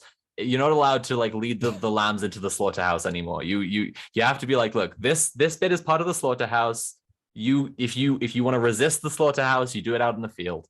Yeah. All right. So that's America. I have some notes about Guatemala. So in Guatemala in 1997, the World Bank must be destroyed. The World Bank gave the government a $13 million loan to privatize its infrastructure. Well, that's nice of them. Yeah, so kind. Bet that went well for everybody. Oh yeah, Guatemala has a great history and relationship to global capitalism. The World Bank wouldn't just give people money and expect something in return. The World Bank wouldn't just fund something in Guatemala knowing that something absolutely atrocious and horrible would probably happen as a result, and then look the other way. Yeah. Absolutely, out the goodness of their own hearts. Yeah, there definitely isn't a Wikipedia article entitled "The Silent Holocaust" that you could look up and learn a little bit more about Guatemala.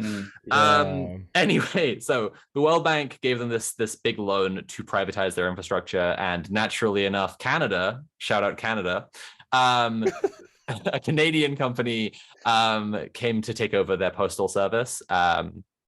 And yeah, I mean, this wasn't very popular among Guatemalans and the people who were already working in the Guatemalan Postal Service. So alongside bribery and threats, they also used company unions to ensure a smooth transition. Great.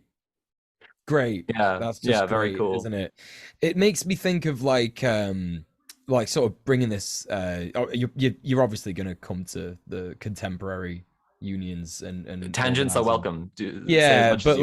Yeah, it just kind of reminds me of the Abellio, I think, bus drivers. I think that's who it is. Yes. I spoke about this probably last week as well, but it's just so based that that's obviously a private bus company, not based in the UK. The workers don't own it; they just work for it. And well, most companies, the workers don't own it. But I'm basically what I'm trying to say is that it's just such an obvious picture when things like this happen, and you know, when we talk about the history of like Guatemala and what's happened there, and the fact that like this privatization effort was compounded with, you know, yellow unions, company unions, yeah, it's just like that's just the, you know, that's why. It's because they know what's coming, they know what's going to happen when they privatize these, you know, important parts of infrastructure. They know that people are one day eventually going to just be like, enough is enough, this is dog shit, I don't want to work for this shit anymore. And in fact, it'd be better if we owned it and decided what happened, because we know what's going on, not some fucking CEO in another country. Yeah, I mean, Abellio is a Deutsche Bahn company, I think. Yes. So it's like our travel infrastructure in the UK belongs to Germany. I pay energy bills to EDF, which is Électricité de France. There are other examples besides this as well, where I think it's kind of interesting when you look at some of the power relationships of like financial imperialism. You can see some of them present in the UK, kind of on the less powerful end, which at first is kind of strange, because it's like, why is the UK kind of getting fucked over by this kind of relationship? It's Britain. But it's that Britain has such like naked class warfare that like the ruling class just have their own private world. Like everything is just entirely separate for them. So like our infrastructure all belonging to other countries who then are like directly profiting off and benefiting from our public infrastructure that we could be benefiting from ourselves. Like that's fine by the ruling class because it just doesn't affect them in the slightest, right? Right. Yeah, I don't know. I'm just saying, like, you see this relationship here where it's like a Canadian company operating in Guatemala. You can see the same relationship happening between like European countries and the UK. And it shouldn't be mistaken that like the state apparatus of the UK is still what it is on the global stage, which I mean, on the global stage, the UK is kind of shrinking, but like it's the thing to go back to, that the UK is this bizarre system where like it's really just a money laundering front. Like people should watch the Spider's Web documentary. Like so much of the UK economy is just for money laundering. And then like the parts that are society, just like they don't give a fuck. Yeah. Anyway, so that was Guatemala.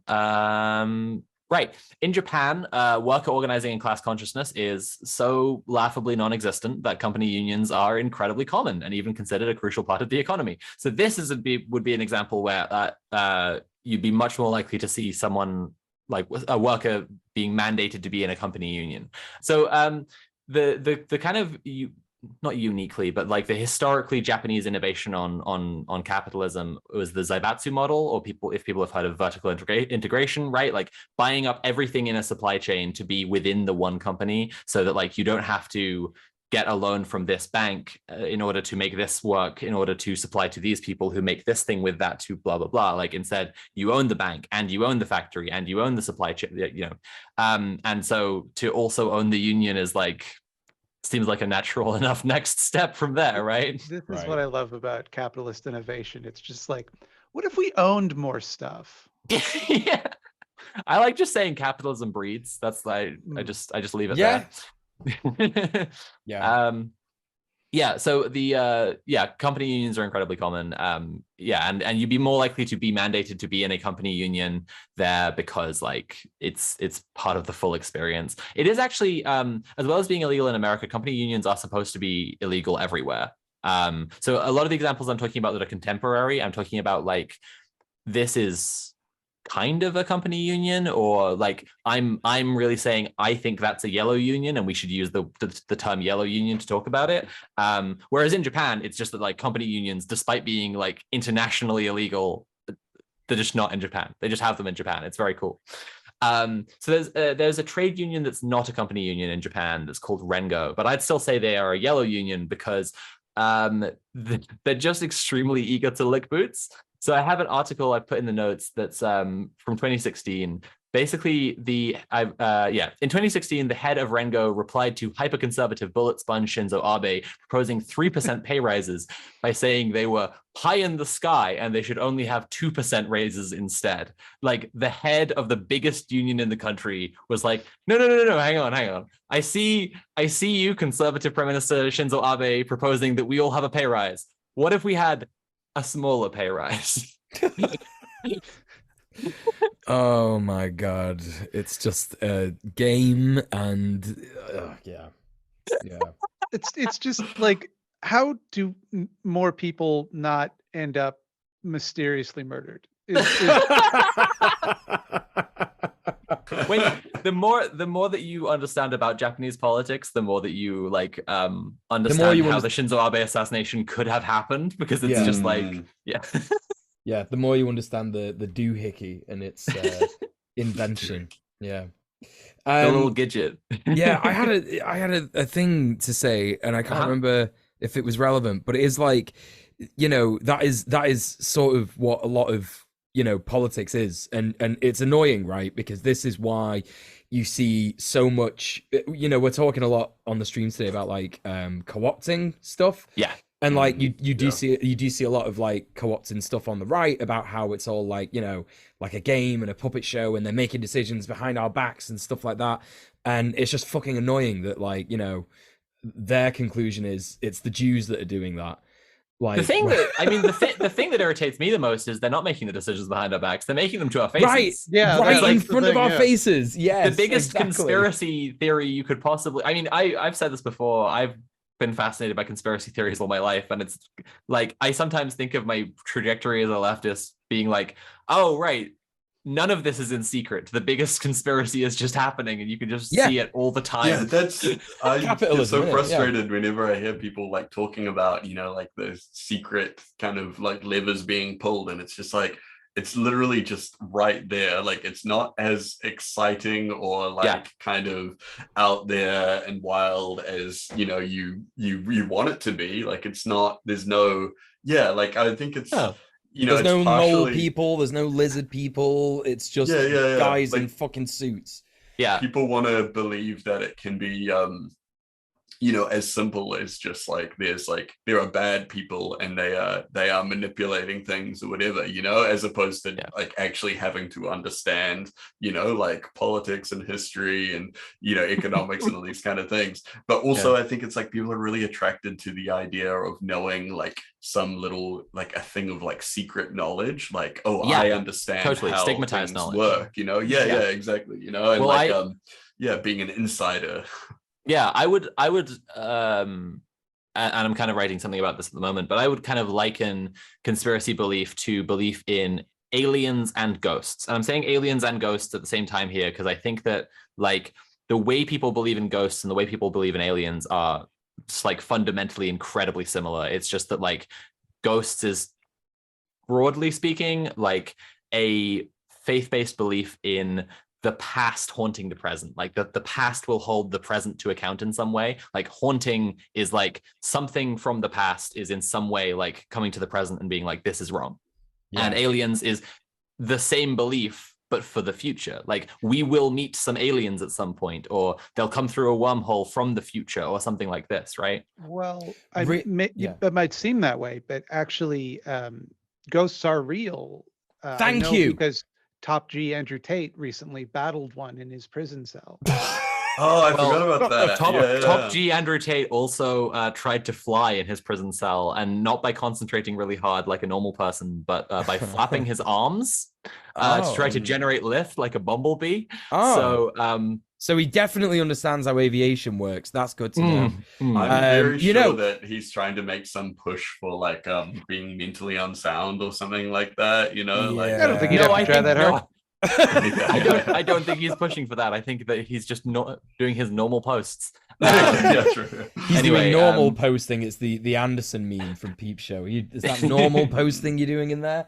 But yeah, that's really like pertinent what you say there, Sophie, because if listeners of Red Planet do not know, I believe in ghosts and UFOs as a matter of fact. And in sort of like my like, you know, delving into like UFO sort of. I have one more quick comment on Andrew Tate before you move on from that, and that's just critical support to Comrade Cancer. Please carry on.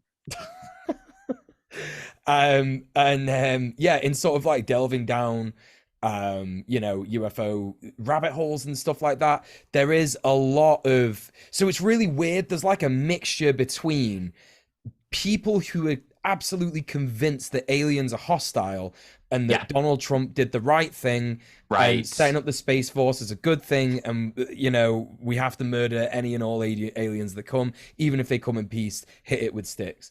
And then there's also a large sort of like sect of UFO believers who actually believe that there's absolutely no fucking way in a million years that aliens could be hostile, because if they were hostile, the fact that there's been alien sightings for like hundreds of years, maybe even more, like documented through like ancient history and stuff, they would have wiped us out long ago if they were hostile in any sort of fashion, or they would have enslaved us or whatever. And so I think that like there is a sort of religious thing with UFOs as well, where it's like they're like, oh, this will be like the second coming of Jesus. The kind UFOs will come down and make all the bad stuff go away. Like I watched a documentary on Prime called Close Encounters of the Fifth Kind. It's got that Stephen Greer guy in it. I don't know if anyone knows him, but Stephen Greer is like, he was like an ex CIA scientist or government scientist or something like that. And, he knows a lot of stuff about aliens and the UFO stuff. And he was saying, oh yeah, aliens have spoken to me. You have to bear with him when he says that, because he says that a lot. Aliens have spoken to me and told me in absolute faith that if the nukes were launched, they would stop at least one of them. And it's like, at least one is what he's, that's his aliens. They could quote, we could quote the aliens on this according to Stephen Greer. I will say that is not the least believable thing someone from the CIA has ever told me. Right, exactly. Yeah, my CIA handler is telling me stuff as we speak, which are less believable than that. But anyway, back to yellow unions. Oh, I mean, I'm still talking about ghosts.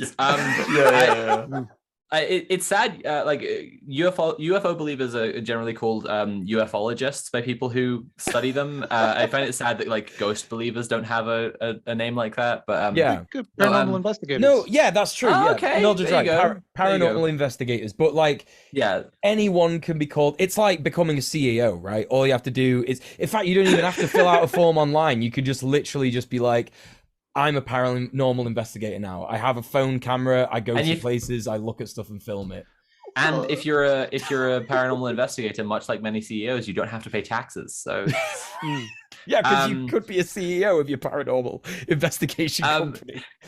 But the reason that I say they're both faith-based is that I think there's something really worth pointing to with faiths and faith-based beliefs in relation to conspiracy beliefs, because like QAnon, right, is an example of where you got there's a faith, right, and there are plenty of Christians in the world who are not QAnon, but like there's something distinct with conspiracy belief that I'm trying to point out here, where like they just like faith-based belief, they want to believe there's a little more to the world than what they can see. It must be more meaningful than that. But like conspiracy, but in the same way that there are Christians who are fine, and then there's QAnon, there are ufologists who are fine, and then there's like you were saying, Neil. I think Michael Bakun says something in conspiracy culture of conspiracy that's like, there are ufologists who are happy to just sit and wait for the space brothers to appear, and there are others who believe the Jews are behind, like stopping us from getting the good alien technology that's definitely in the hands of the US government. Right. And I think that, like, to bring it back to yellow unions, when you can see the conspiracy of capital just hanging around right in front of you, you don't need to believe in anything more than that. But like, to have I don't know, because there are people that would also hang what I would think is kind of a faith-based argument that the problems that capital causes are going to be fixed by some new innovation they're going to come up with. Sure, I mean, we're gonna carbon capture, we're gonna move to Mars. That's all faith-based. And just like that, there's also revolutionary faith, where people, I would say, revolutionary optimism is revolutionary faith. But again, it's not revolutionary like conspiracism. And I think that like when you have an ideology like Pierre Beatry, right, where you just said like, we shouldn't do the main thing we could do to change this, you have to have some conspiratorial logic to like fill in the gaps of why we don't already live in a perfect world. And I think that his turning to anti-Semitism is really interesting in that context, especially when we then think about the rest of yellow unions, because like to be like ascribing to this ideology that like we can just have a company that like we can just have a union that will never properly antagonize the ruling class, but will somehow solve something, is necessarily to say capitalism should and could be fair. And when you say capitalism should and could be fair, you have to explain why it's not. And then you start talking about crony capitalism, and then you start talking about the puppet masters pulling the strings, and then you end up talking about the Zionists, just like that, right? Who's stopping us? Who's stopping us from doing this thing that why can't I drink raw milk? Where were we? Okay, so on the Wikipedia article about yellow unions, there's an entry that as far as I can tell, is just from one Wikipedia editor. They've just cited themselves as the source. I didn't dive any further than this, but they've said for the different countries they're looking at, they said in many post-Soviet states, including the Russian Federation, the economic collapse of the early 1990s brought a sharp decline in labor activity. As a result, official union structures often function as de facto company unions. There's too much of like a language barrier and so on for me to like dive into researching company unions in post-Soviet states. So I'm going to take this as read, but this is why I've introduced this as some Wikipedia editor just put this here. I can't verify this myself. The first part, very true. Worker power did sharply decline after the collapse of the Soviet Union in that area, but I don't know about the unions there. It could be true. Then we have China. So again, this is a place where, because of international law making company unions illegal, we have something that's like kind of is a workaround yellow union. And this is why I think yellow union is a useful term. So in China, trade unions are part of governmental structure. That is to say, like when something is a workers' union, it has to be aligned with the CCP. And because the CCP try to pretend to be communists, they like, you know, they basically make the unions officially affiliated. And so you'd think that they were still free to oppose capitalist bosses. I mean, you might not be foolish enough to fall into my obvious trap there, but my hypothetical listener might think that they're free to oppose their capitalist bosses. But many of China's biggest companies are still state-owned enterprises, so literally their bosses are the state anyway. Again, the owner of the union. And also, like, they aren't free to oppose the ruling class broadly, because, like, post-Dengist CCP, like, does a lot to uphold the right of billionaires to exist. So, you know, it's not like you could get together with a union that's, like, aligned with the CCP and be like, we have to bring down the ruling class. No, you can't. In Hong Kong, there's actually a whole party who was formed out of large trade unions before. Now, none of these are, like, company unions or founded as yellow unions, but I think this is interesting for studying what we're talking about in terms of like the corruption and co-option of worker power. So in Hong Kong, there's an electoral party. I think it's Hong Kong Federal Trade Union Party. I think that's it. Anyway, the acronym is HKFTU. And a bunch of big trade unions came together to form this party. But because they've gotten now like they are playing the game of electoral politics. They have relationships to government. They have to try to maintain good relationships with the ruling class. They can't function as a union. Like, them being in power would not mean, hey, shit, a big union is the government now. We've done it. We've achieved dual power or whatever. It's like, it's the opposite thing. The union itself like has become bourgeois. Then that's kind of prompting a discussion that I want to have before. I'm running out of notes here, just to be clear, but I want to have a discussion about this. Like the like unions that become a certain size often go through this process, and to use precise language about it, the process is them corporatizing. And so it does have to do with what I mentioned earlier, like corporatism as a philosophical strain and as a like a belief in relation to class struggle that like we can improve things by people like, you know, members of different classes organizing together. And it's alongside that, you see a lot of like very large unions literally becoming corporate. Like they have a board of executives and they have a CEO literally. And like, I don't know, I think it's like the existence of executives in a union implies the existence of everyone else not being an executive. Like everyone else doesn't have power to make decisions if there are people who have power to make decisions. So it's like, inherently you're not a union. Then you've defeated the point of a union. Don't worry, I have a lot to say about this, Sophie. I've been waiting for this. Great, cool. That I understand. I don't want to give into like fatalist logic here. I don't think that like any union past a certain size will definitely do this. No, but I do want to talk about how it happens. So well, and I can actually give you direct insight as to how it happens, because this recently almost happened with Great Manchester Tenants Union. Like there was a role that people were trying to push, like a certain person, just one person in the union, which was I already know about this. Which was going to be a staff-based role, which means that the union would be paying for that person to do this role, and it was labeled a CEO role. Like it was being talked about that in committee meetings. It was being played as that, and everybody who is a member was just kind of like, we shouldn't really be calling it that, even if some of the responsibilities are not that of a CEO and the pay is nowhere near that of a CEO. Yeah. The inherent idea of it being referred to as that, and also it having some sort of like,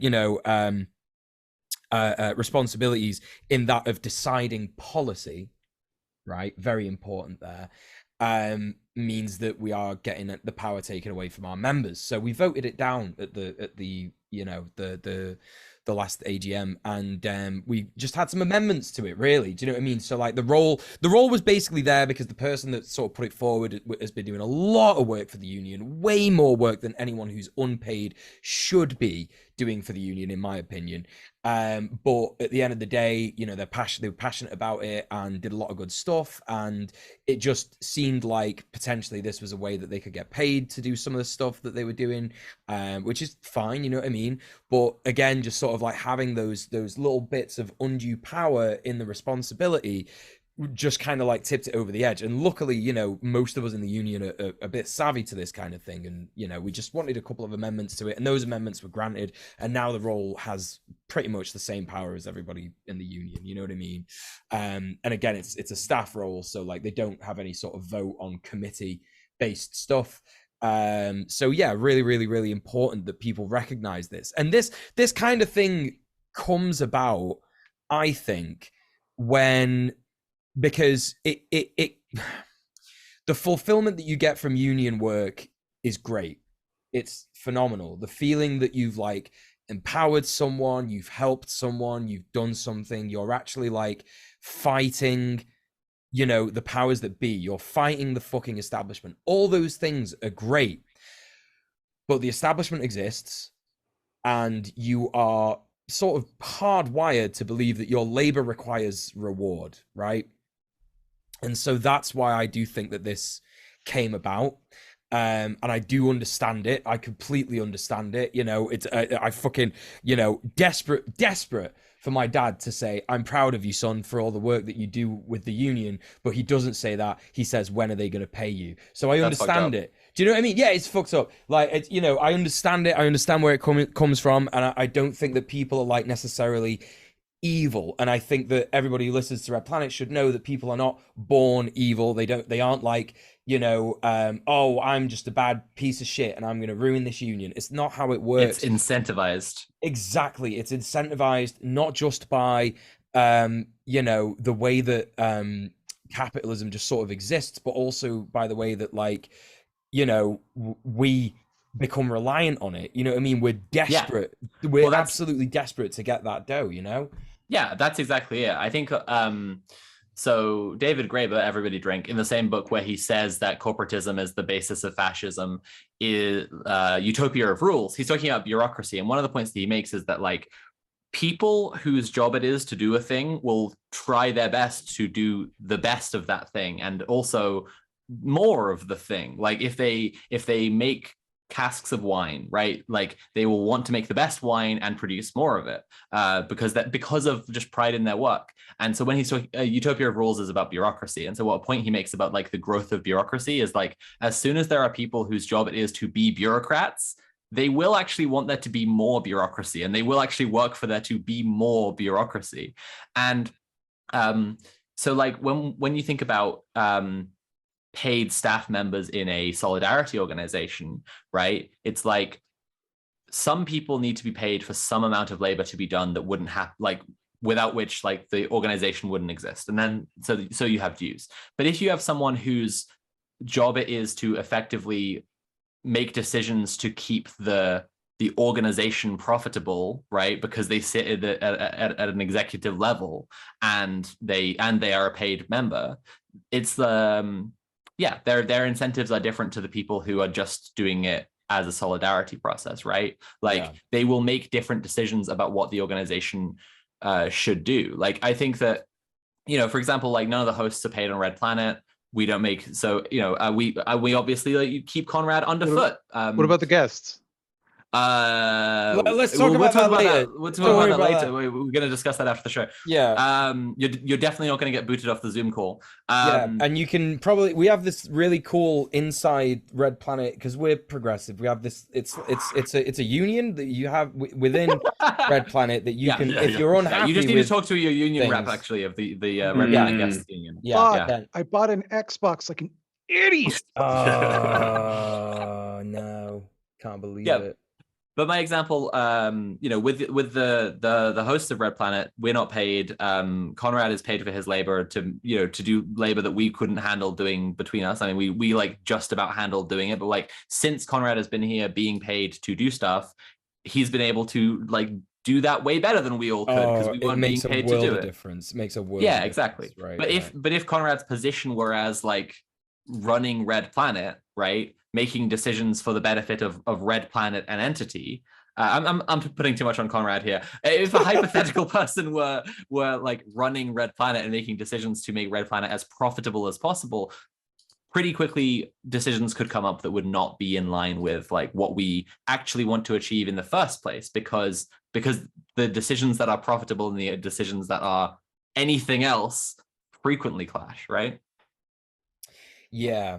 And I think like this part of the discussion, like I said, I've been waiting for this a lot. Like there's so many different examples of these kinds of things happening, especially like you see it more now that there's so much union action going on in the UK, because like the old big unions like Unison, Unite, I don't know if CWU was a big one back in the day, but it certainly seems like it's funny you should bring up Unison and Unite. They are in my notes in a minute. Yeah. Well, maybe I will precede the notes because I know for a fact that like Unison and Unite have both accepted without the vote of the members in the past negotiations of pay rise that the members are just not happy with, even in the slightest. Like the recent nurses strike, one of my mates came directly to me and said, what the fuck, Unison,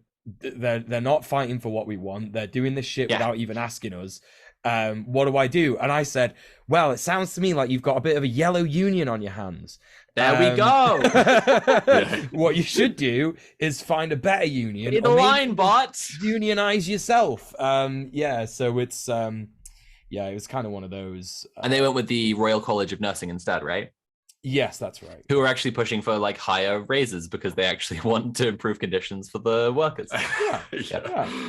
Yeah, and it's like, so then this isn't, and I want to make sure we don't go into a fatalist place. Like, it's not that as soon as there's paid members in any organization, it's doomed, right? No. One thing you can really obviously do is to make sure everyone's paid the same. Like any staff members who exist being paid the same would be a really obvious incentive that like no one who is driven by earning more than other people would want to be, if there was an administrative role, wouldn't want to be in that administrative role to earn more than other people. Right, so they wouldn't be doing it for that reason. That's literally that's what it's like at GMTU. Yeah, all of our staff members are paid the same. And again, like Sophie's saying, like GMTU is not a bad union, quote unquote bad union or yellow union because it has paid staff members. Like what she was saying about Conrad facilitating the hosts, like basically making our lives easier is a great thing. That's in the same way the way that paid staff members in certain unions do for example, I'm not paid in my capacity as as an elected member solidarity officer on the committee of GMTU. But my work is made so much easier by paid organizers like Ben Clay, who was on the program, Dan Isaac, who was on the program as well, doing the Gaskell Garden project in that capacity. They make my life so much easier because they go out and do the things that there's no way I would have time to. Like, for example, setting up branches in different parts of Manchester, and like, you know, talking to like different sort of you know, organizations and trying to like figure out how to, like, you know, come together and do stuff to fight, you know, for housing rights and shit, like all these different things. There's no way that you could get like unpaid volunteers to do this kind of stuff, and it's just because we don't have time. We need to eat and survive and pay our rent, and it's like the kind of stuff that you have to do as a member solidarity officer. You could get a day off. Like, if you've got a day off work, you could just go and do it then. Do you know what I mean? Or like, you know, if you've got an evening off, you can, like, you know, phone a member and be like, yo, what's going on? Yeah, this kind of stuff. So it's absolutely right. Yeah. Well, so the current climate with like the Tory government that's in right now, because they're so like nakedly corrupt and they just hate the working class as much as they do, and just are really, really like flagrant about it, arguably is really good for the character of unions in the UK, because like people are aware of the ways that they're being fucked over by the government and they want to change them. So like your anecdote about someone choosing to go for the RCN instead of was it Unite or Unison? Unison, yeah. Right, instead of Unison is a really good example of like what will happen when a government is in who just like so clearly just represent the ruling class and hate the working class, because the function of the state is to mediate class tensions in favor of the ruling class. But sometimes that's, we just are the ruling class, fuck you. And sometimes that's, hey, I'm your friend. I'm your boss, but I'm also your friend. And that's it's time to talk about neoliberals. So just before you move on to that, it does strike me as there's like a DARE program element to this. Yes. Of like, how do you do, fellow kids? Like, yeah. How do you do, fellow workers? Yeah, exactly. So the reason I'm saying about it's time to talk about neoliberals, we already mentioned Guatemala, and like Guatemala has repeatedly been an example of really egregious victimization by global capitalism and globalization. Well, at least it's the only country in that part of the world where that type of thing is going on. At least. I take some small comfort in that. Yeah. And only that part of the world has been affected by it. It's not a nightmare from which we cannot awake. The history of neoliberalism like does relate into that really crucially, because like in many senses neoliberalism as an economic mode and as an ideology can be like differentiated out from other things. As a kind of socioeconomic entity is so inseparable from American imperialism, right? Like the moves for America to build an empire and neoliberalism are practically one and the same. And so like the silent Holocaust in Guatemala being like following on from a CIA-backed coup because United Fruit wanted to be able to raise the price of bananas is American imperialism. It's also them imposing free market capitalism onto Guatemala. And then like this example I used just now of in 1997 with the Canadian Postal Company, right, is even more of that. It's literally based on the World Bank giving a loan for privatization. Yeah, and I think that's something to be said about like yellow unionism and its relation to neoliberalism, because neoliberalism, one of its great successes that like Fisher and others will point out is like its ability to completely capture the imagination of the working class. And when we were joking before about like Apple end-to-end user experience, neoliberalism is very much like that, like just making it so every facet of life is neoliberal capitalism. Absolutely.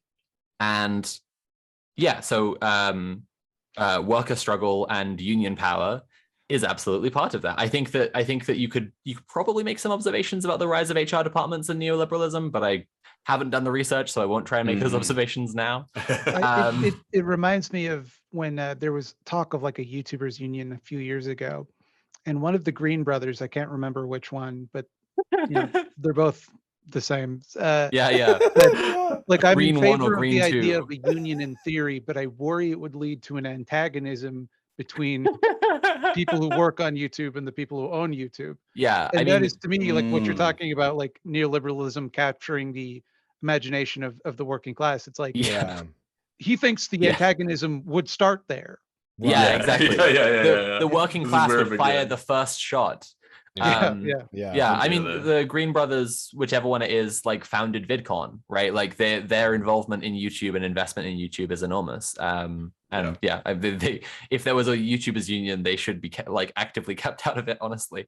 So I wonder if this applies. So so the UCU, the University Union, they basically had a thing a couple of weeks back. This union has been on strike for a long time in UK terms, for university workers of all stripes. Yeah. And I think the C is colleges, by the way. I think it's university and colleges. University Colleges Union, yeah. And so they have like a spokesperson who I think is not their CEO, but like sort of acts on behalf of the union. And it's like, you know, I know that there's Mick Lynch out there and Eddie Dempsey and stuff like that. And I think it's like, I don't know if they're the kind of the similar things. But like sort of Joe Grady was like, you know, hold on, striking workers, like they did like a video and everything, and like Joe Grady's like, hold up, it's time for us to enter into negotiations. Oh and like, my God. and all this kind of stuff. And like everybody in the comments was like, they're not offering us anything nearly close to what we're asking for. Yeah, absolutely. Why are you doing this? Like, why have you just decided to do this? And then I think that they had like a caveat in that video where they were like, don't worry, if you're not happy with this, you can vote against it. And everyone overwhelmingly voted against it. So I think that's I think that's fine to a degree, though. Do you know what I mean? Because it kind of shows that UCU is I don't know. Yeah. What you thought? Interesting point here. Having actually been employed by UCU for several months, I would absolutely say UCU is a yellow union. Right. They've been involved in or here's an interesting thing. Like, I think that if we want to, we could maybe use a nuance and talk about like orange unions, right? Because like sometimes like they do like involve themselves in the antagonism, but they are so entrenched that they don't see how they'll never be able to meaningfully do it, right? Yes. But nonetheless, like, yeah, I do think that UCU is a yellow union because like their involvement on university campuses is often so entrenched that like they are organizing and booking events that are like booking like big headline acts who they have to pay like a ton of money for, and then like they're, you know, charging ticket sales and stuff, and all of this, like, again, to return to the conversation, like to not be fatalist, like all of this is stuff that unions can absolutely do as fundraising efforts that can be good for the union, like when unions need funds for stuff.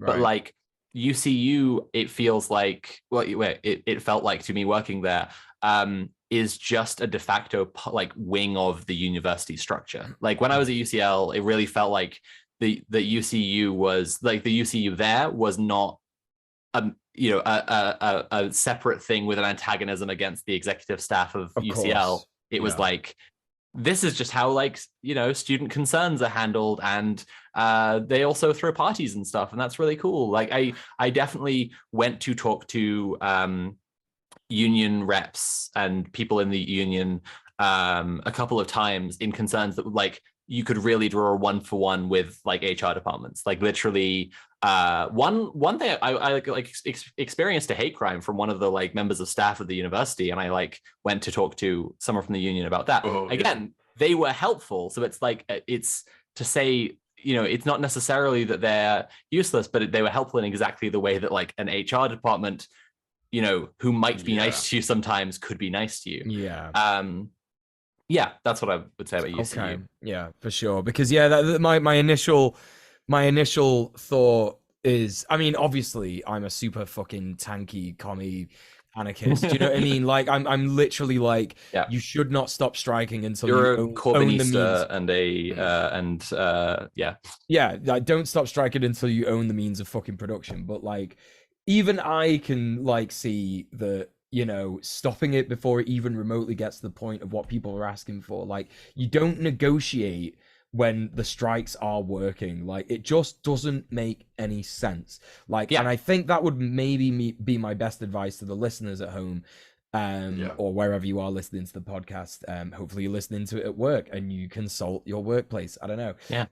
But my advice would be like, you want to look out for unions that are basically saying things that other members who you know are and even in your like local branch are saying like, yeah, we want more than that, you know, like if you've got initial demands and the union is like, well, we think it'd be a good idea to cave on some of those demands, that's a red flag. And by red flag, I mean yellow flag, and by yellow flag, I mean yellow for yellow unions. So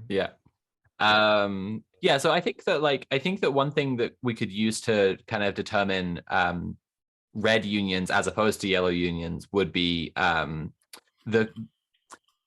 antagonism. And to measure antagonism, one thing we could think about is like a capacity for militancy. When I was talking about that history in the French unions, right? Like there was a point at which they'd grown so much worker power, they could just like go around smashing windows, doing property damage and vandalism, possibly attacking capitalists. I don't know. I didn't look into that bit. I don't know if they did that.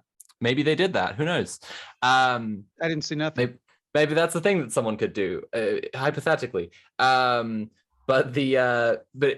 when it comes to militancy, there's a phrase. There's something I've been saying with regards to militancy recently, which is like, how does an army get anywhere in step and one foot in front of the other? Right? It can only happen with everybody moving and moving at the same time, and that's the kind of structure that like a red union would be using, right? To ramp up that antagonism.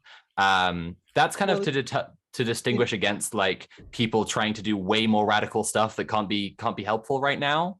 But it's also just a useful framework to understand, like, again, like something having meaningful antagonism because of its capacity for militancy. Sorry, Mildred, what were you gonna say? It's just like, that's the entire fucking point. The entire point is that if you tried to be this militant on your own, it would basically amount to nothing. But by everyone working together and combining their power and standing as one, you have far more than the people who seek to oppress you.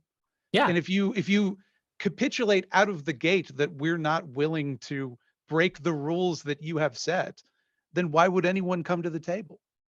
They've already won. Exactly. And I think there are critiques of militancy, so I don't want to paint that as the whole entire thing when it comes to like antagonism against the ruling class. I have this tattoo of these little skeleton dudes with the red neckerchiefs. It's part of that. I think that the Marxist notion of like the reserve army of labor has got some problems with it. But it is one way that you can look at the antagonism. It is one way that you can look at like a union being actual based socialist chads, right? Right. Back to neoliberals. I have some more notes about neoliberals before we go completely freeform and class just start throwing paper airplanes around and sticking notes to my back.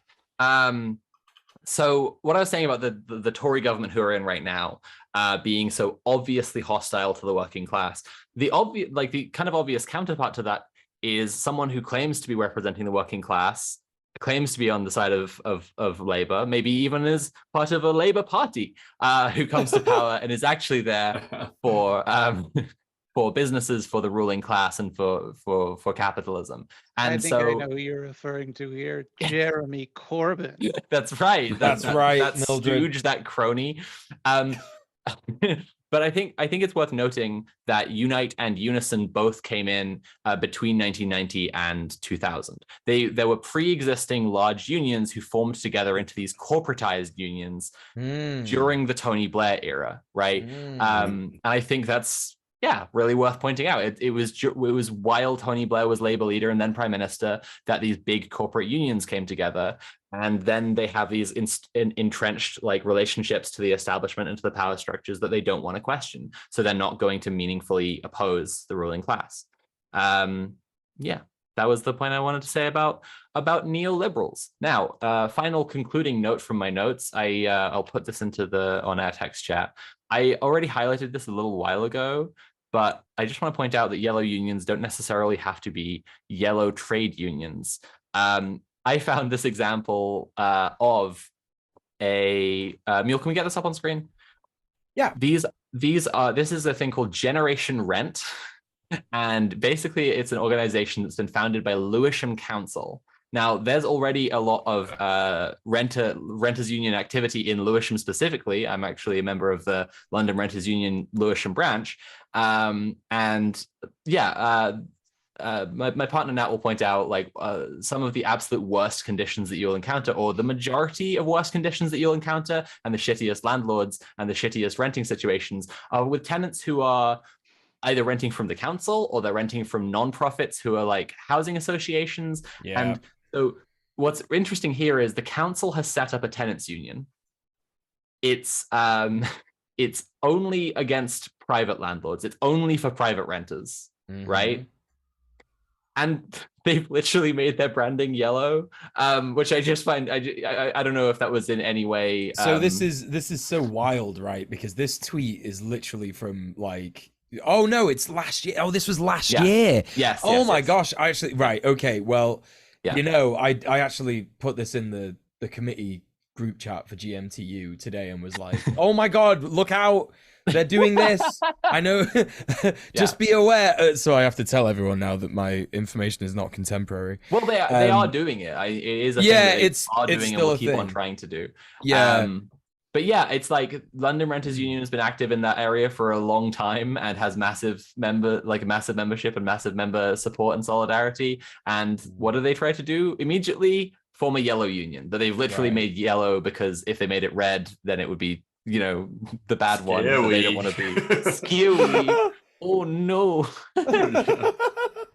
Yeah, it's just like it makes so much sense as to why they would only do this for private renters. Again, like you said, GMTU sees the exact same shit that LRU sees, which is that housing associations, having been completely gutted by the Tories, turned into you know, profit-based companies, basically corporations. You know, we see some of the worst stuff from there. Like I spoke about our member, I think it was a week or two ago, who you know, is an elderly black man, a migrant, who just hasn't had heating in his house for 8 years. You know what I mean? That's the kind of stuff that you get with housing associations.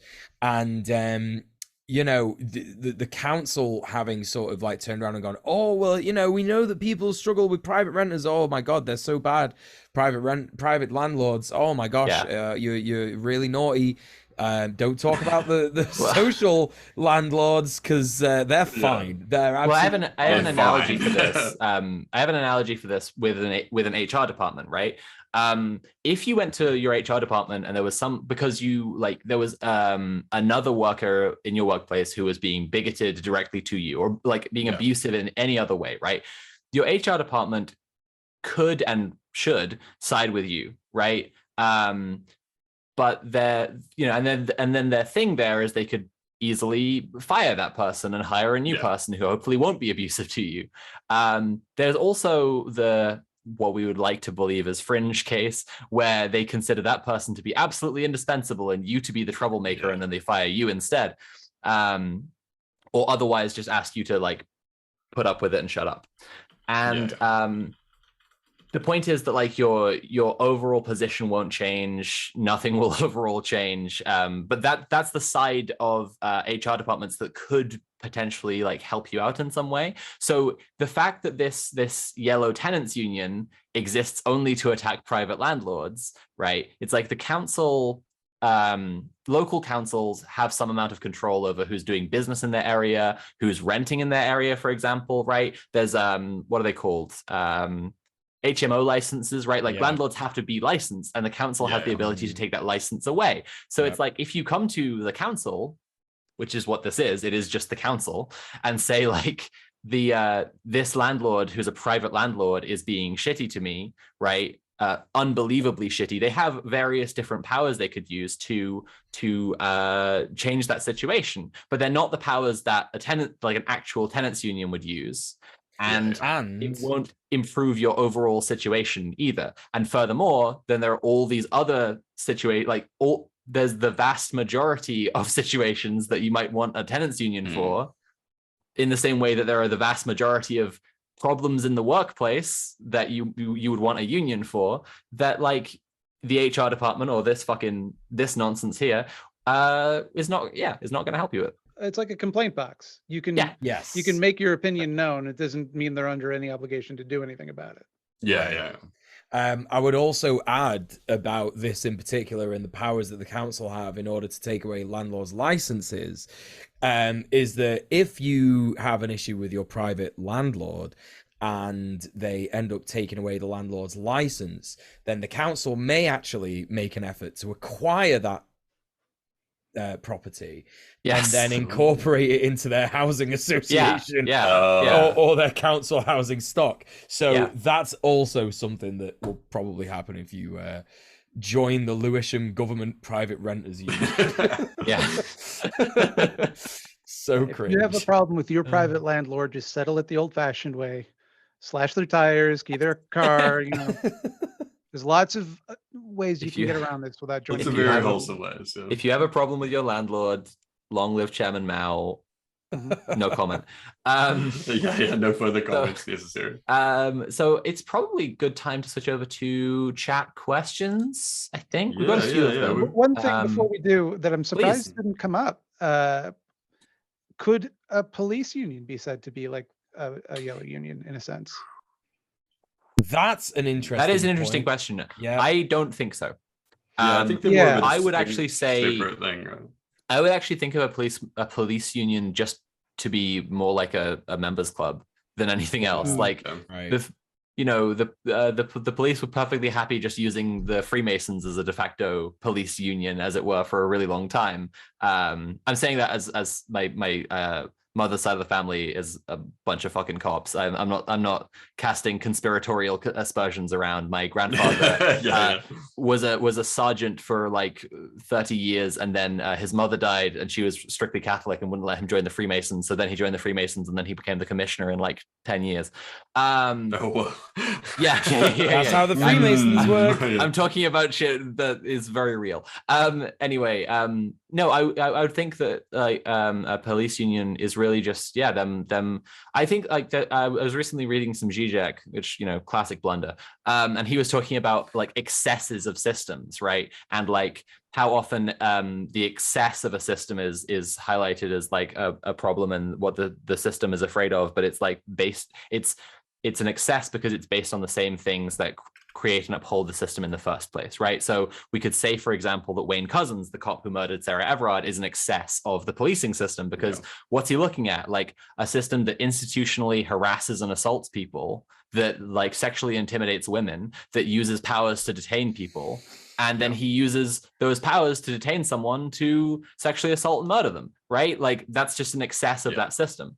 And I think that in the same way, like a police union is a smaller just excess of the same system. Like it's just if police are organizing and having a space where they're like talking about how they feel about being cops and what they'd like to do to improve their station, right? Like the end.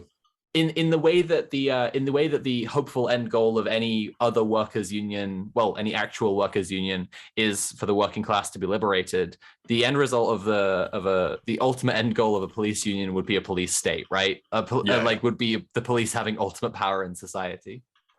Like exactly. It's like it's I think it's better to think of it as like a distinct thing, because I mean everyone knows that like police unions aren't really like unions in the same way. So I think it's not like good question though. I wish there was another word that we could use specifically to describe a police union. I mean just say police union, police coven. If we wanted another color, if we wanted another color to reach for blue union, would be the obvious thing to say, right? Where it's like in some senses this functions like a union, but like it's ultimately on the side of the establishment. I don't like that they have the color blue. Blue is a very nice, likable color. I don't think it is. I agree. We need to reclaim blue. Yellow's great for reactionary shit like that. That makes sense. It's the color of piss. It's the color of gold. that makes Okay, well, check this out. traditionally The police associated union with is the brown cowardice. union then, because Yeah. they are the brown shirts.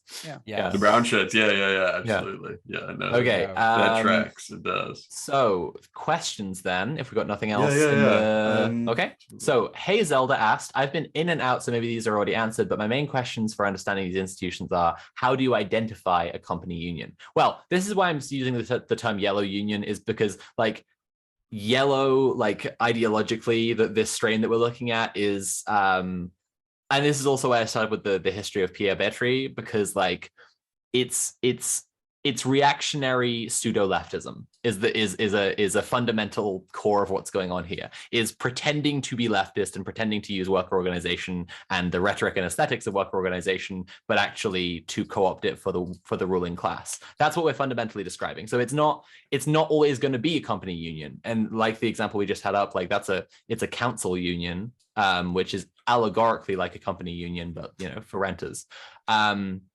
But yeah, the broad structure of it is that it's trying to co-opt and waste people's organizing energy.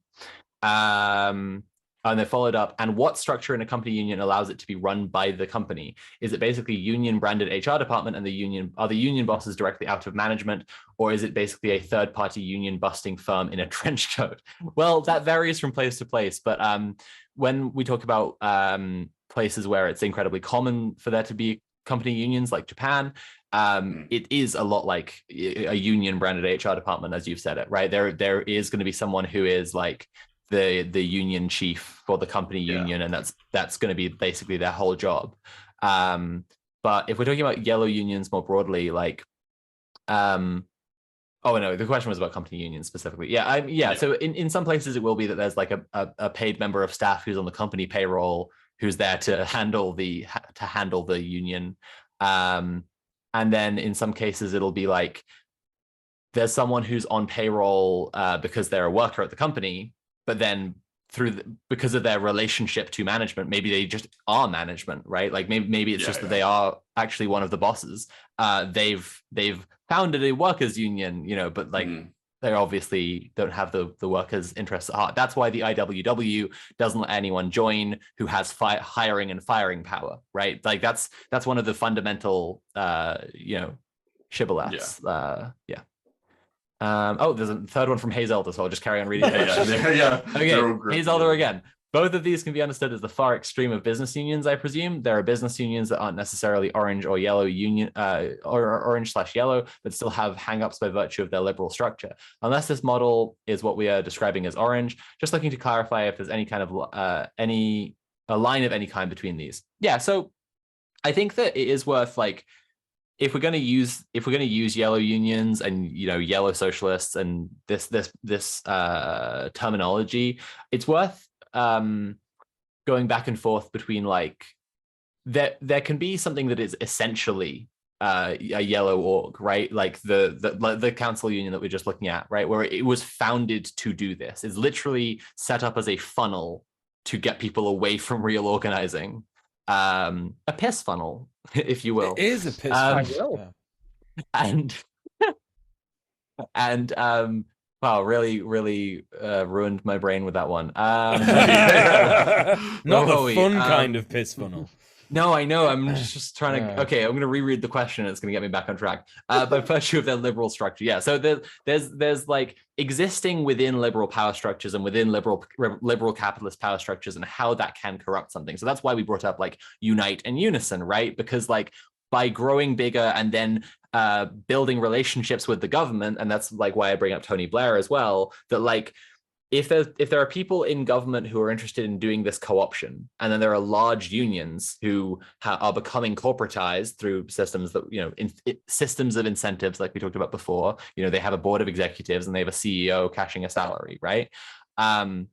Then it's very easy for them to build relationships that rely on the established power structures continuing to exist. And so the antagonism to the ruling class just fundamentally can't exist. But when that's like in the process of happening, before that has become for sure a yellow union, right? There's still like yellow union behavior, right? So like Mule's example about UCU, it's like, it is my feeling that they are a yellow union, but I don't want to say for sure. And it would be a lot easier to say if, say, the UCU were just set up in the first place by like the dean of a large university to co-opt worker power. Then I would be like, yes, they've always been a yellow union. They'll never be anything else. But since they are founded by the workers, I don't think that that's like the case to begin with. And it's the corporatization is like a set of yellow behaviors that then eventually they do too many of them and they're just yellow through and through. Yeah, right? I just to sort of weigh in on that, I think that like we are desperate to define things a lot of the time as like so that we definitely know what they are. A lot of the time you might not know. And I think that if you are, like Sophie says, seeing a union exhibit yellow behaviors, then it's good to be wary of them. Not necessarily good to avoid them entirely, but not necessarily bad to do that either. So you have to sort of like weigh up the risks and benefits on your own. Unfortunately, we can only hold your hand so much, right? Plus, any union that is for now not a yellow union is in constant danger of becoming one. Right. Yes, absolutely. Yeah. Pretty much. Yeah. So again, there are some things that started out as yellow unions. They always be, but yeah, like that. It's just any good union could become a yellow union. So it's just worth watching out for the behaviors that will slowly stain your flag yellow. Oh, cool. Hey Zelda, who asked the question, has just mentioned in chat.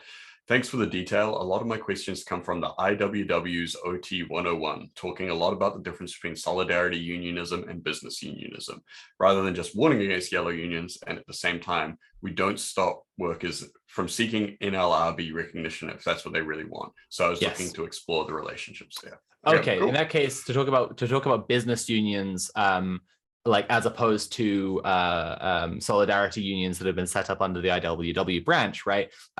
What Hazelda's kind of pointing to is the tendency for business unions to corporatize, because they're like, we exist for this specific workers' struggle, not for all workers' struggle. We exist for, example from earlier in the show, if the Starbucks union were not based and not socialist chads, they would, as soon as they've won enough things for Starbucks workers for the time being, they'd chill out and take the foot off the gas and just like, it's chill until they want more, until they want more raises in line with inflation, for example.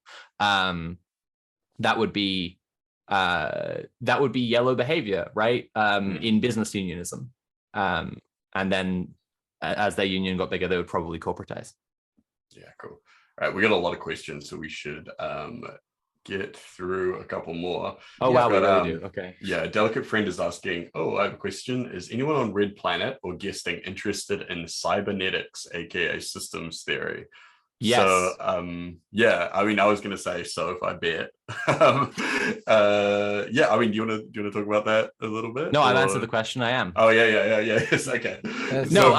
Yes, absolutely. I often use a framework of systems as I say, a thing without mind, memory, or center. A lot of what I wrote in my Monster Man about kaiju is kind of inspired by cybernetics theory, that if you think about the big monster as representing some kind of like hyper object or systemic horror, then it's like, it's not useful to try and attribute it like intentions and motivations, right? It doesn't really matter what Godzilla thinks, right? But Godzilla still is this entity that is directed in some way. Godzilla, I think. Well, in a lot of the better Godzilla movies, it matters what Godzilla thinks and feels. But in the cucked sellout Godzilla movies, it doesn't matter what Godzilla thinks. But yeah, I kind of hope to write something that's very informed by cybernetics theory. And if people, by the way, don't know, so cybernetics has obviously got this name to it that makes people think about like the Borg. Well, because that was the origin, whatever. right? The idea of like a biological system and then like a technological system Yes, influencing yeah, each other. exactly, But then yeah, it's yeah, like yeah. actually this whole big Well, thing with feedback and yeah. So cybernetics actually means, like, as a word, means self-steering. And the analogy people in the cybernetics field often use is like a boat. yeah. Yeah. A helms person steering it. Yeah. But I mean, yeah. Yeah, but like it's like the helms person on the boat is capable of thought and you know, independent free thinking, but like for as long as they're on the boat and they need to get somewhere, they and the boat are kind of one. Yeah, and in the same way, if you have a really big boat, the environment by steering the boat and right, exactly. I do hope to write something into the boat's ponytail. Yeah, exactly. You got it. I do hope to write something in the next few years, which I have titled Organ, which is very influenced by cybernetics theory and is taking a view of systems as both self-steering in that way, but also like inseparable from each other. So it's like they're organs and organelles, right? They're organs within there is only like one complete body, and that's the entire planet, right? And then everything from there down is organs and organs within organs and organs within organs within organs, right? Even as they are systems that have their own like self-interest that they are trying to seek. So yes is my answer. The answer was yes, I am interested.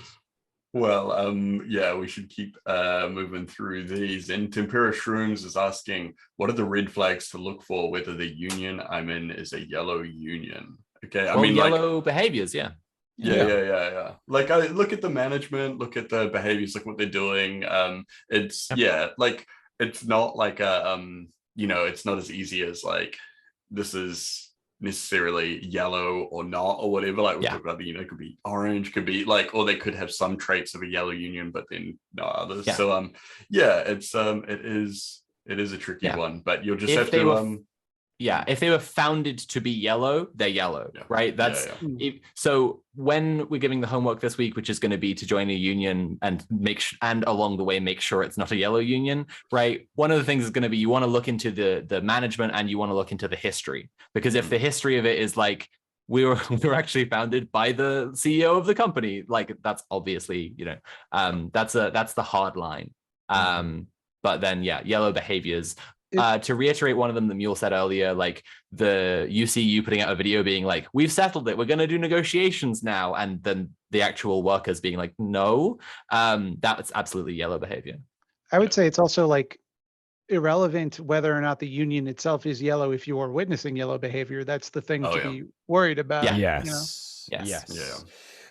B-Rat has added me for some reason in this question, and I don't know if that's to ask me the question or just because he thinks Neil you got to answer this one. This is what it is.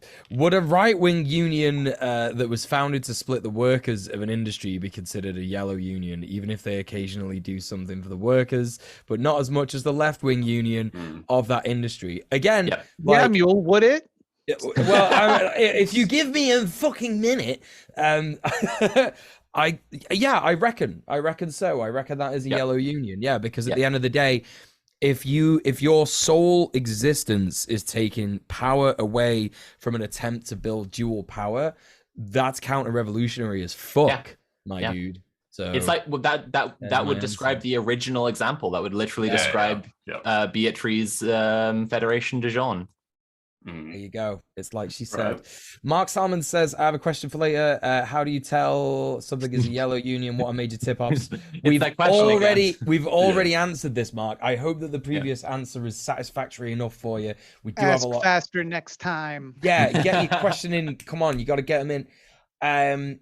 So we're going to move on to the next one. Well, hang on a second. There was a second sentence there. He said, I don't know if I'd noticed that tenants union is one at least at first glance. So to reiterate the thing with the tenants union, because it can be harder to spot with a tenants union, right?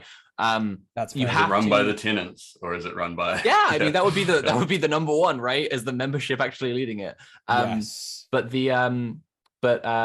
if we like, I think that using an analogy to a workplace is pretty good, right? And it's like, in the renters situation, like landlords aren't the bosses. Like landlords are part of management, absolutely, but like local councils are the bosses. And if you have involvement in exactly the government, because they're the ones who actually control renting and actually control the structure of renting as a whole. So like that one, for example, is so clearly a yellow union because it was set up by the council.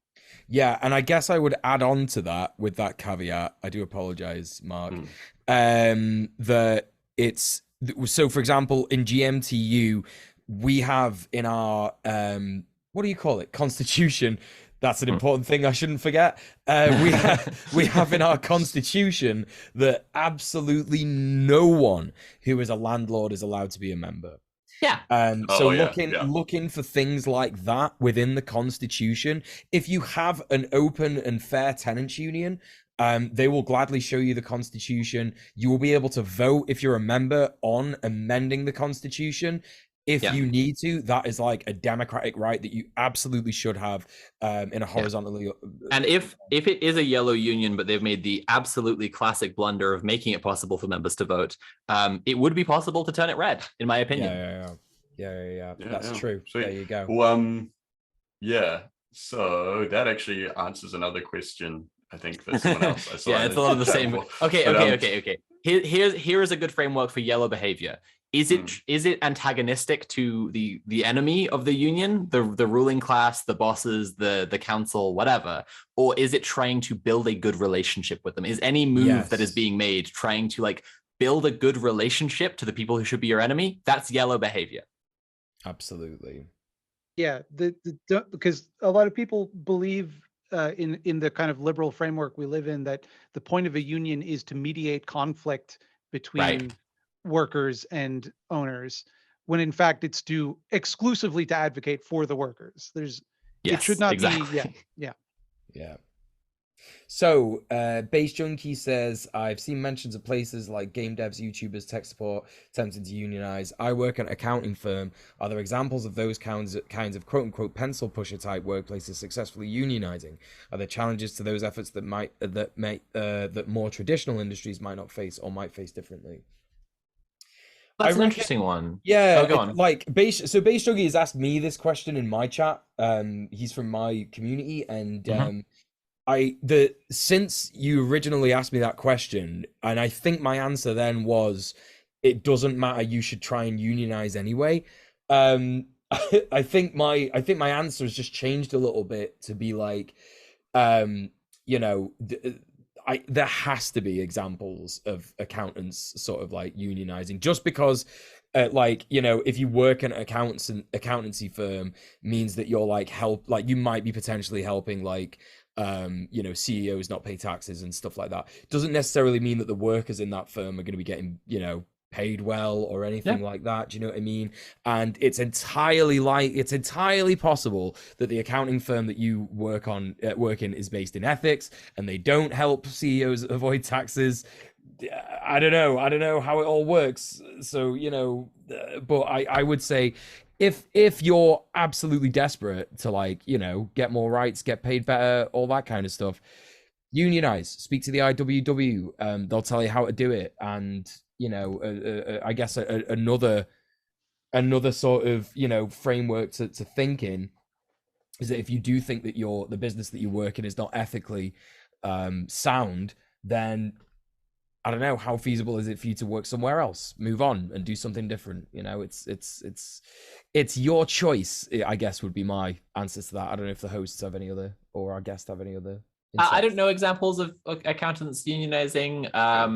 I do think that the relationship between accountants and clients would present significant challenges. And I'm saying it like that. I'm not talking about definite complete roadblock, but I do think that it would present significant challenges where clients are people with a bunch of money who can go to a different firm if the rates go up because they're trying to get the accountants paid better or whatever, what have you. But yeah, I don't know examples. I wouldn't be surprised at all if there were examples, though. It's worth looking into. Yeah, definitely.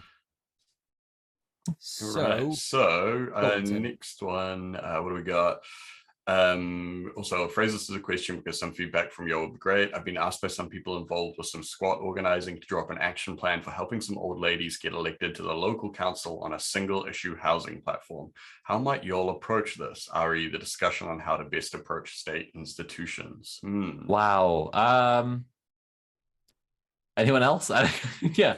I mean, think Mule's probably the most, like, it's probably the closest to your.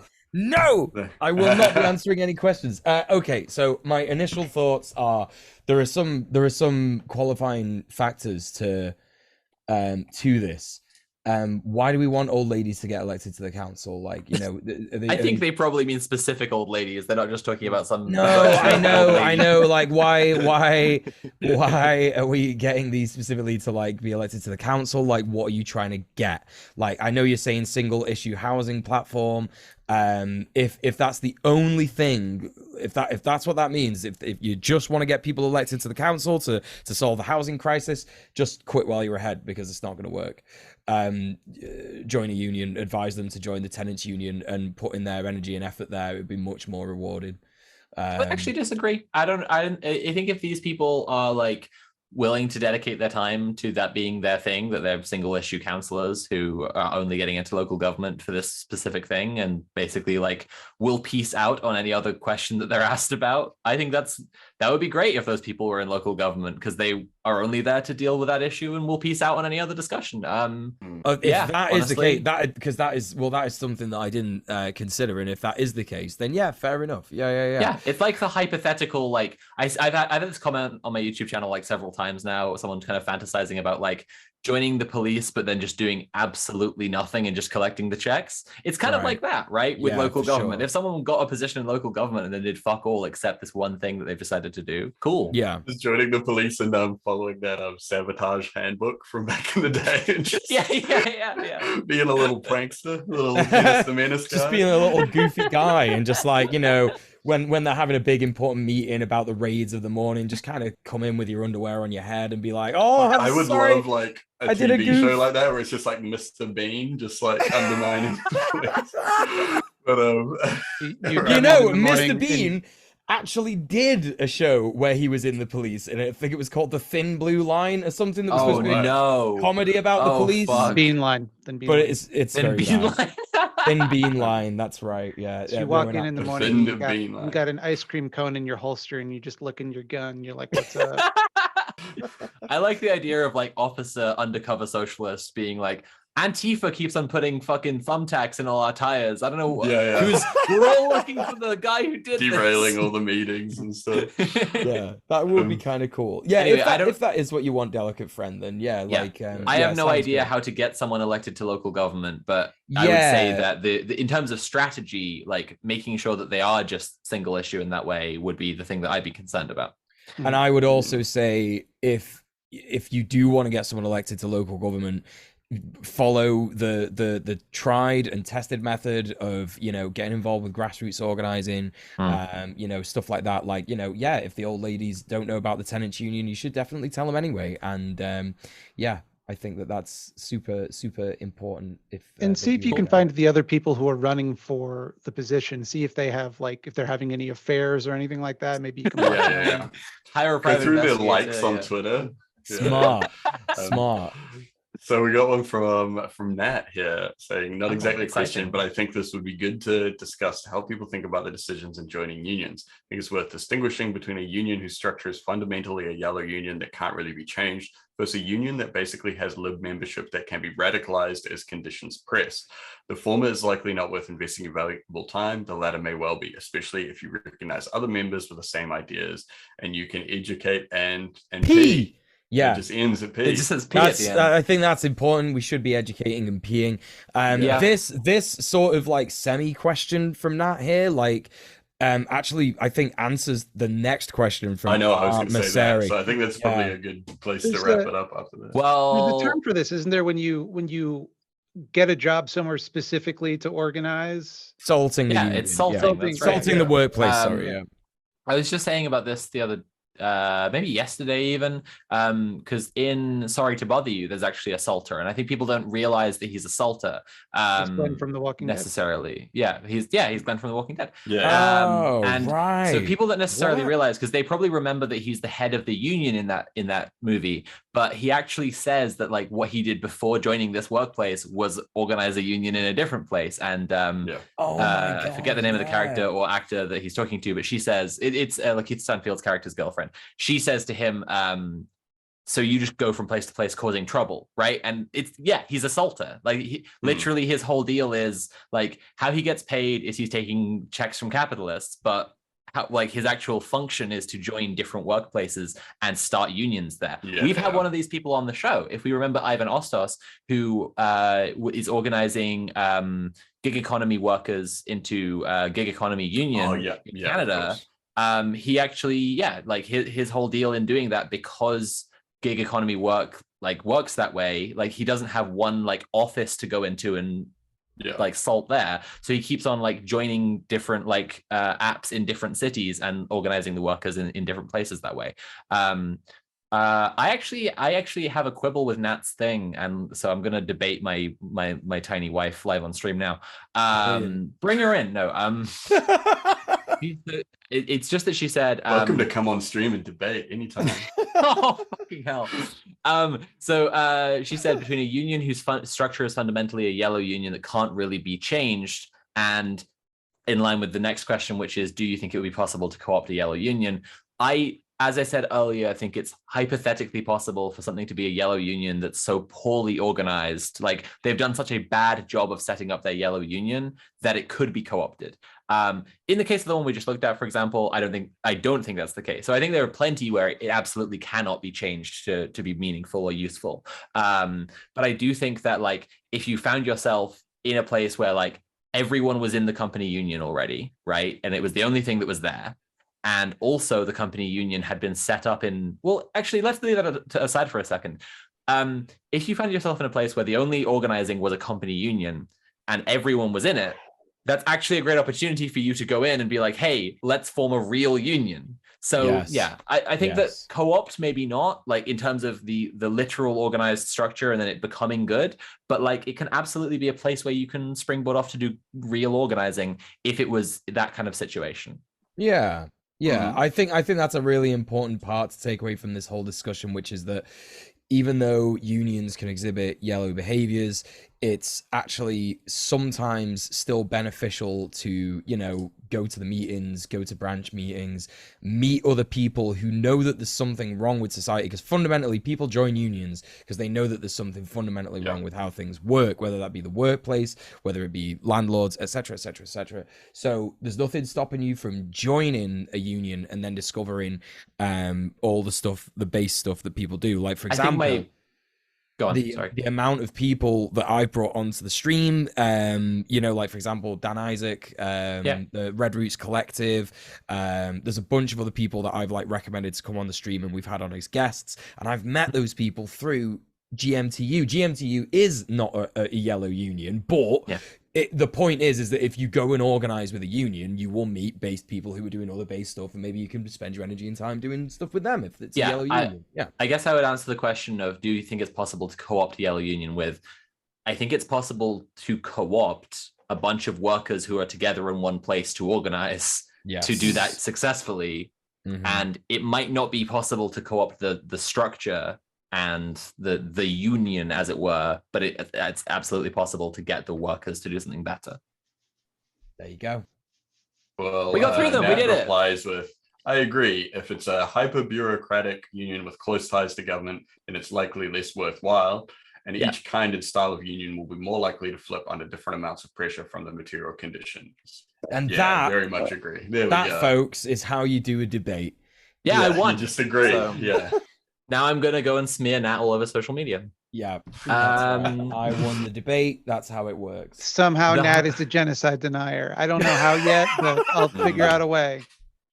She's also Malthusian. Anyway, the homework this week is going to be, as I've already said, to join a union. But before you do your research, make sure that it's not a yellow union. So I'm just basically taking the week one homework and I'm just bringing it back around with a little asterisk, right? Please go join a union if you aren't already in one. If you are in one, join another kind of union as well. Get double unionized. But the asterisk is not a yellow union, and you should by now hopefully know how to tell. Mildred, thank you for joining us. Do you have anything you want to plug? I want to say before we go, the bread tube is a yellow union. I called it. I said it. Oh my god. such You heard it controversy. here, folks. What's going to happen now? Who knows? Everyone will probably just go to bed and have a nice time. I co-sign this take. Do you want to plug anything? Nah. Okay, then thanks for joining us. Big shout out have to a nice nothing. day. See ya. Okay. Bye. Bye. Bye. Bye. Bye. So, if you've been enjoying the show and you want to support the show in our goals to take over the world with our sinister globalist agenda, you can go to Tim. Where can you go to if you want to support the show? To patreon.com/red_planet, where you can sign up for any of the four levels of membership to support us, to keep us making shows like this, and to improve the quality and the amount of content that we can put out there. I like that we've said goodbye to Mildred and I'm fine. I'm fine if you're still you here. can't even change office. I can't. It's okay. Listen, We Tim, can't even disguise the fact that she hasn't left the call. It's really good. Okay. No, whatever. You can fine. stay. No, I You know can- when I'm not wanted. No, you can stay. Oh no. Oh, look what happened. And now we've changed the layout. Anyway, so the first tier, which I think is like $2 American a month, but is $4 New Zealand a month, is Sprite mode. So get started with your support for Red Planet by becoming a Sprite. Benefits include the sacred and forbidden knowledge that you are helping the Red Planet team, early access to VODs, access to the Red Planet Discord, and access to supporting us. Yeah. So what about Goblin mode, Soph? Yeah, what about Goblin mode? Everyone goes a little goblin. Everyone loves a goblin. You'll get a little goblin from time to time. I was loading the page. You got it. You got it. That's what it Achieved by says. going Goblin mode with everything that Tim just said, and a pack of cool Red Planet stickers for you to stick in legal places and only in places like that. As well as that, you'll also get exclusive access to Discord Hangouts. So you get into the Discord, whatever kind of patron you are, but from Goblin and up, you also get access to, we are doing a monthly film watch. We're hoping to do some more stuff where we maybe watch some like Star Trek, or like one of us is playing a game or something like that. Just, hangouts. And they are for Goblin Mode Plus. So what's the plus though, Mule? What's up for Goblin Mode? Well, the plus is it's known as Beast Mode. That's right, £19 a month, or I believe 25 American dollars, and 9 million New Zealand dollars. Holy shit, that's a joke. It's not that much. Holy shit, are you actually going to go Beast Mode? Then we can offer you all the stuff from the lower tiers and pin badges. Yes, pin badges. Wear your excellent new Red Planet pin badge literally everywhere. It is completely cool and good to do so. But Tim, there's one final mode that you can go into. What is that? The most final mode of all modes is the Your sickle final form. mode. The final form. So in pounds, what's that? 90 something? 94. Almost 100 pounds. 94 pounds. In New Zealand dollars, it's 189, and I think it is like $100 American squared. Yes. And so if you support us this much, we can only really reasonably offer you all of the stuff from the lower tiers, plus a very special thank you message at the end of every stream. And that thank you message looks like this. Goblin Games NZ and JVP. Thanks. Yeah, our two sickos. They our two sickos and do a huge amount in supporting the stream, paying for our producer Connor to take the time to do all this stuff, run all this stuff, so we don't have to do it at the same time. Connor? Conrad. Sorry, That is his name. His new name is Connor. Jesus, I work with a Connor, so it's like a slip. But Conrad. So Conrad does so much stuff behind the scenes that is stuff that we used to have to do. Yeah. Like one of us was streaming, plus a whole lot more. He actually does like a shitload of other stuff as well. He does tons. And, he's made the show so much better. Yeah, the next one is we will get an editor, which means that, like cutting up clips, posting them, doing all that kind of stuff. which would be awesome, really awesome for just, you know, the time that it takes to do it, but also for just getting out clips and stuff on Twitter and all that kind of stuff would be super helpful. So yeah, that'll be the next step. So a little bit more and we can get that happening. So yeah, if you liked the stream and you aren't already a check patron, out Patreon. Yeah, get involved, because yeah, like on the Discord we also do the, you know, the private streams and stuff with people who are goblin mode and above. Yeah, so we'll have some more of those coming up soon. But yeah, that's it. So after that, where can I find more from my friend DJ Mule? Oh my gosh, Tim, thank you so much. You can find me on DJ Mule. You spell it DJMUEL, all one word. You can get that on Twitch. You can get it on YouTube. I have a VOD channel of my streams, which is just DJ Mule full streams, or no, the channel name is DJ Mule Stream Archives. So you can go and check out some VODs of streams there. Yeah, I didn't stream much last week because my drone got stuck in a tree and it made me depressed. And also I got a bit sick because I had a hepatitis A and B vaccine the week previously. And it turns out when you have two vaccines at the same time, oh boy, it fucks you up. So yeah, that's something that happens. But yeah, I'm deep in the production of my next video. It's very close to coming out. I know that I keep saying this, so I'm going to stop saying when I think it's going to come out, and I'm just going to do it. But yeah, and that's me. And the most important one is Patreon, where you can just get me patreon.com/DJMUEL.